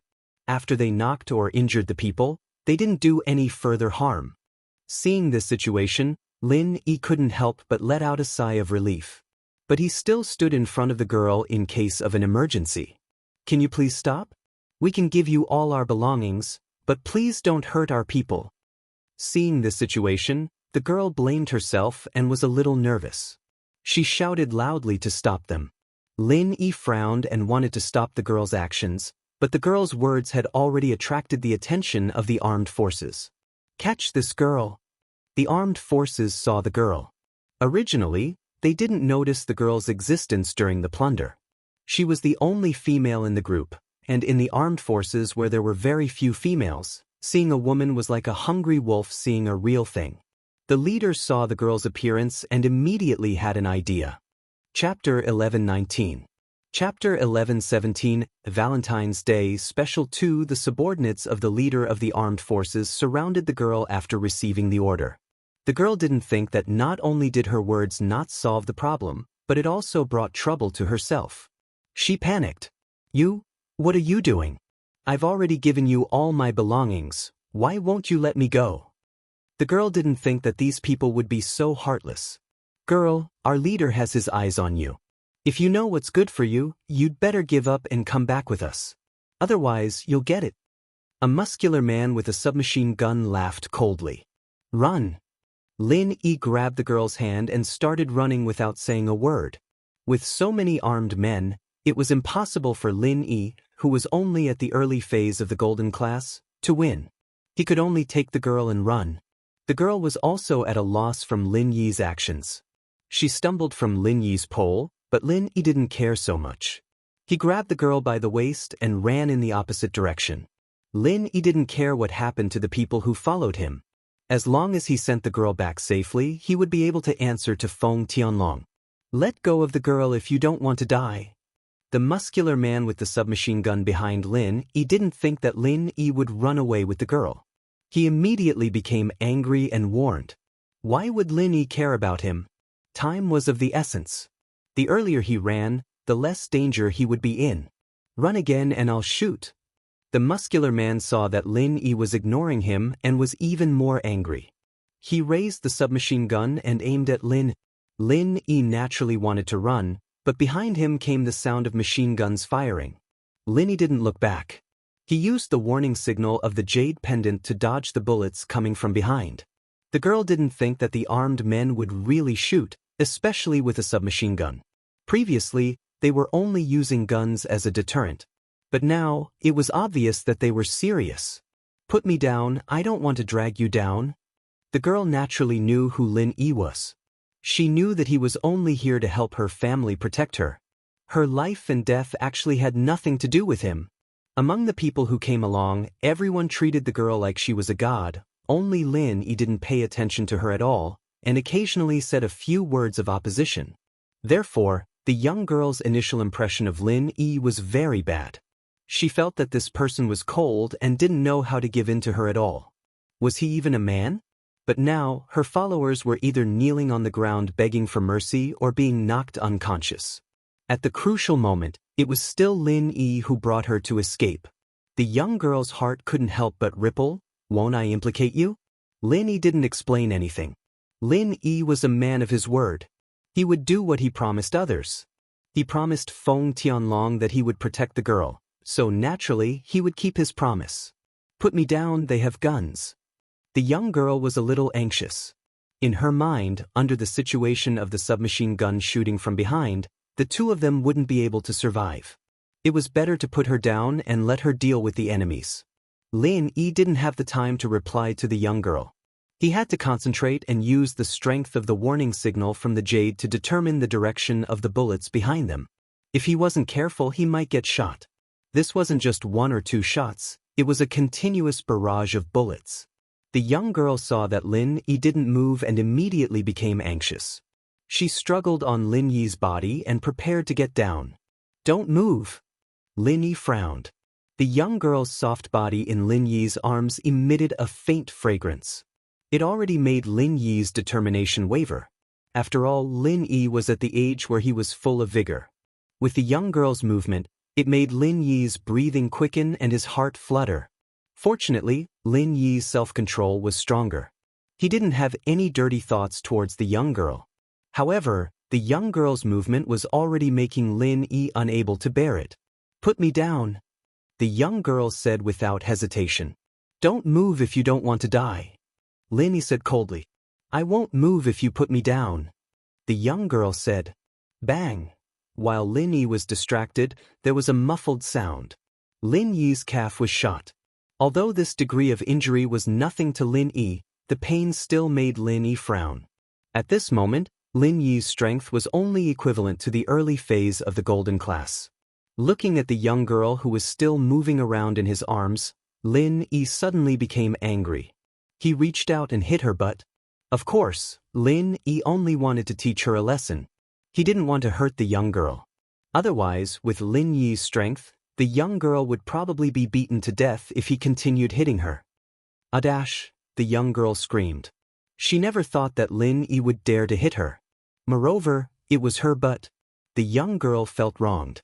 She was the little princess of her family. When had she ever been treated like this? Moreover, her butt was being spanked by a man. The young girl was embarrassed and angry. She scolded Lin Yi, "Let go of me. If you don't, I will go back and sue you for being a pervert. Your mouth is on your body. Do what you want," Lin Yi said indifferently. Lin Yi didn't belong to Feng Tianlong's side. He wasn't under Feng Tianlong's control. Therefore, no matter how the young girl complained, Lin Yi didn't care. The young girl saw that she couldn't scare Lin Yi. She could only give up. She pouted and unhappily let Lin Yi carry her as he ran.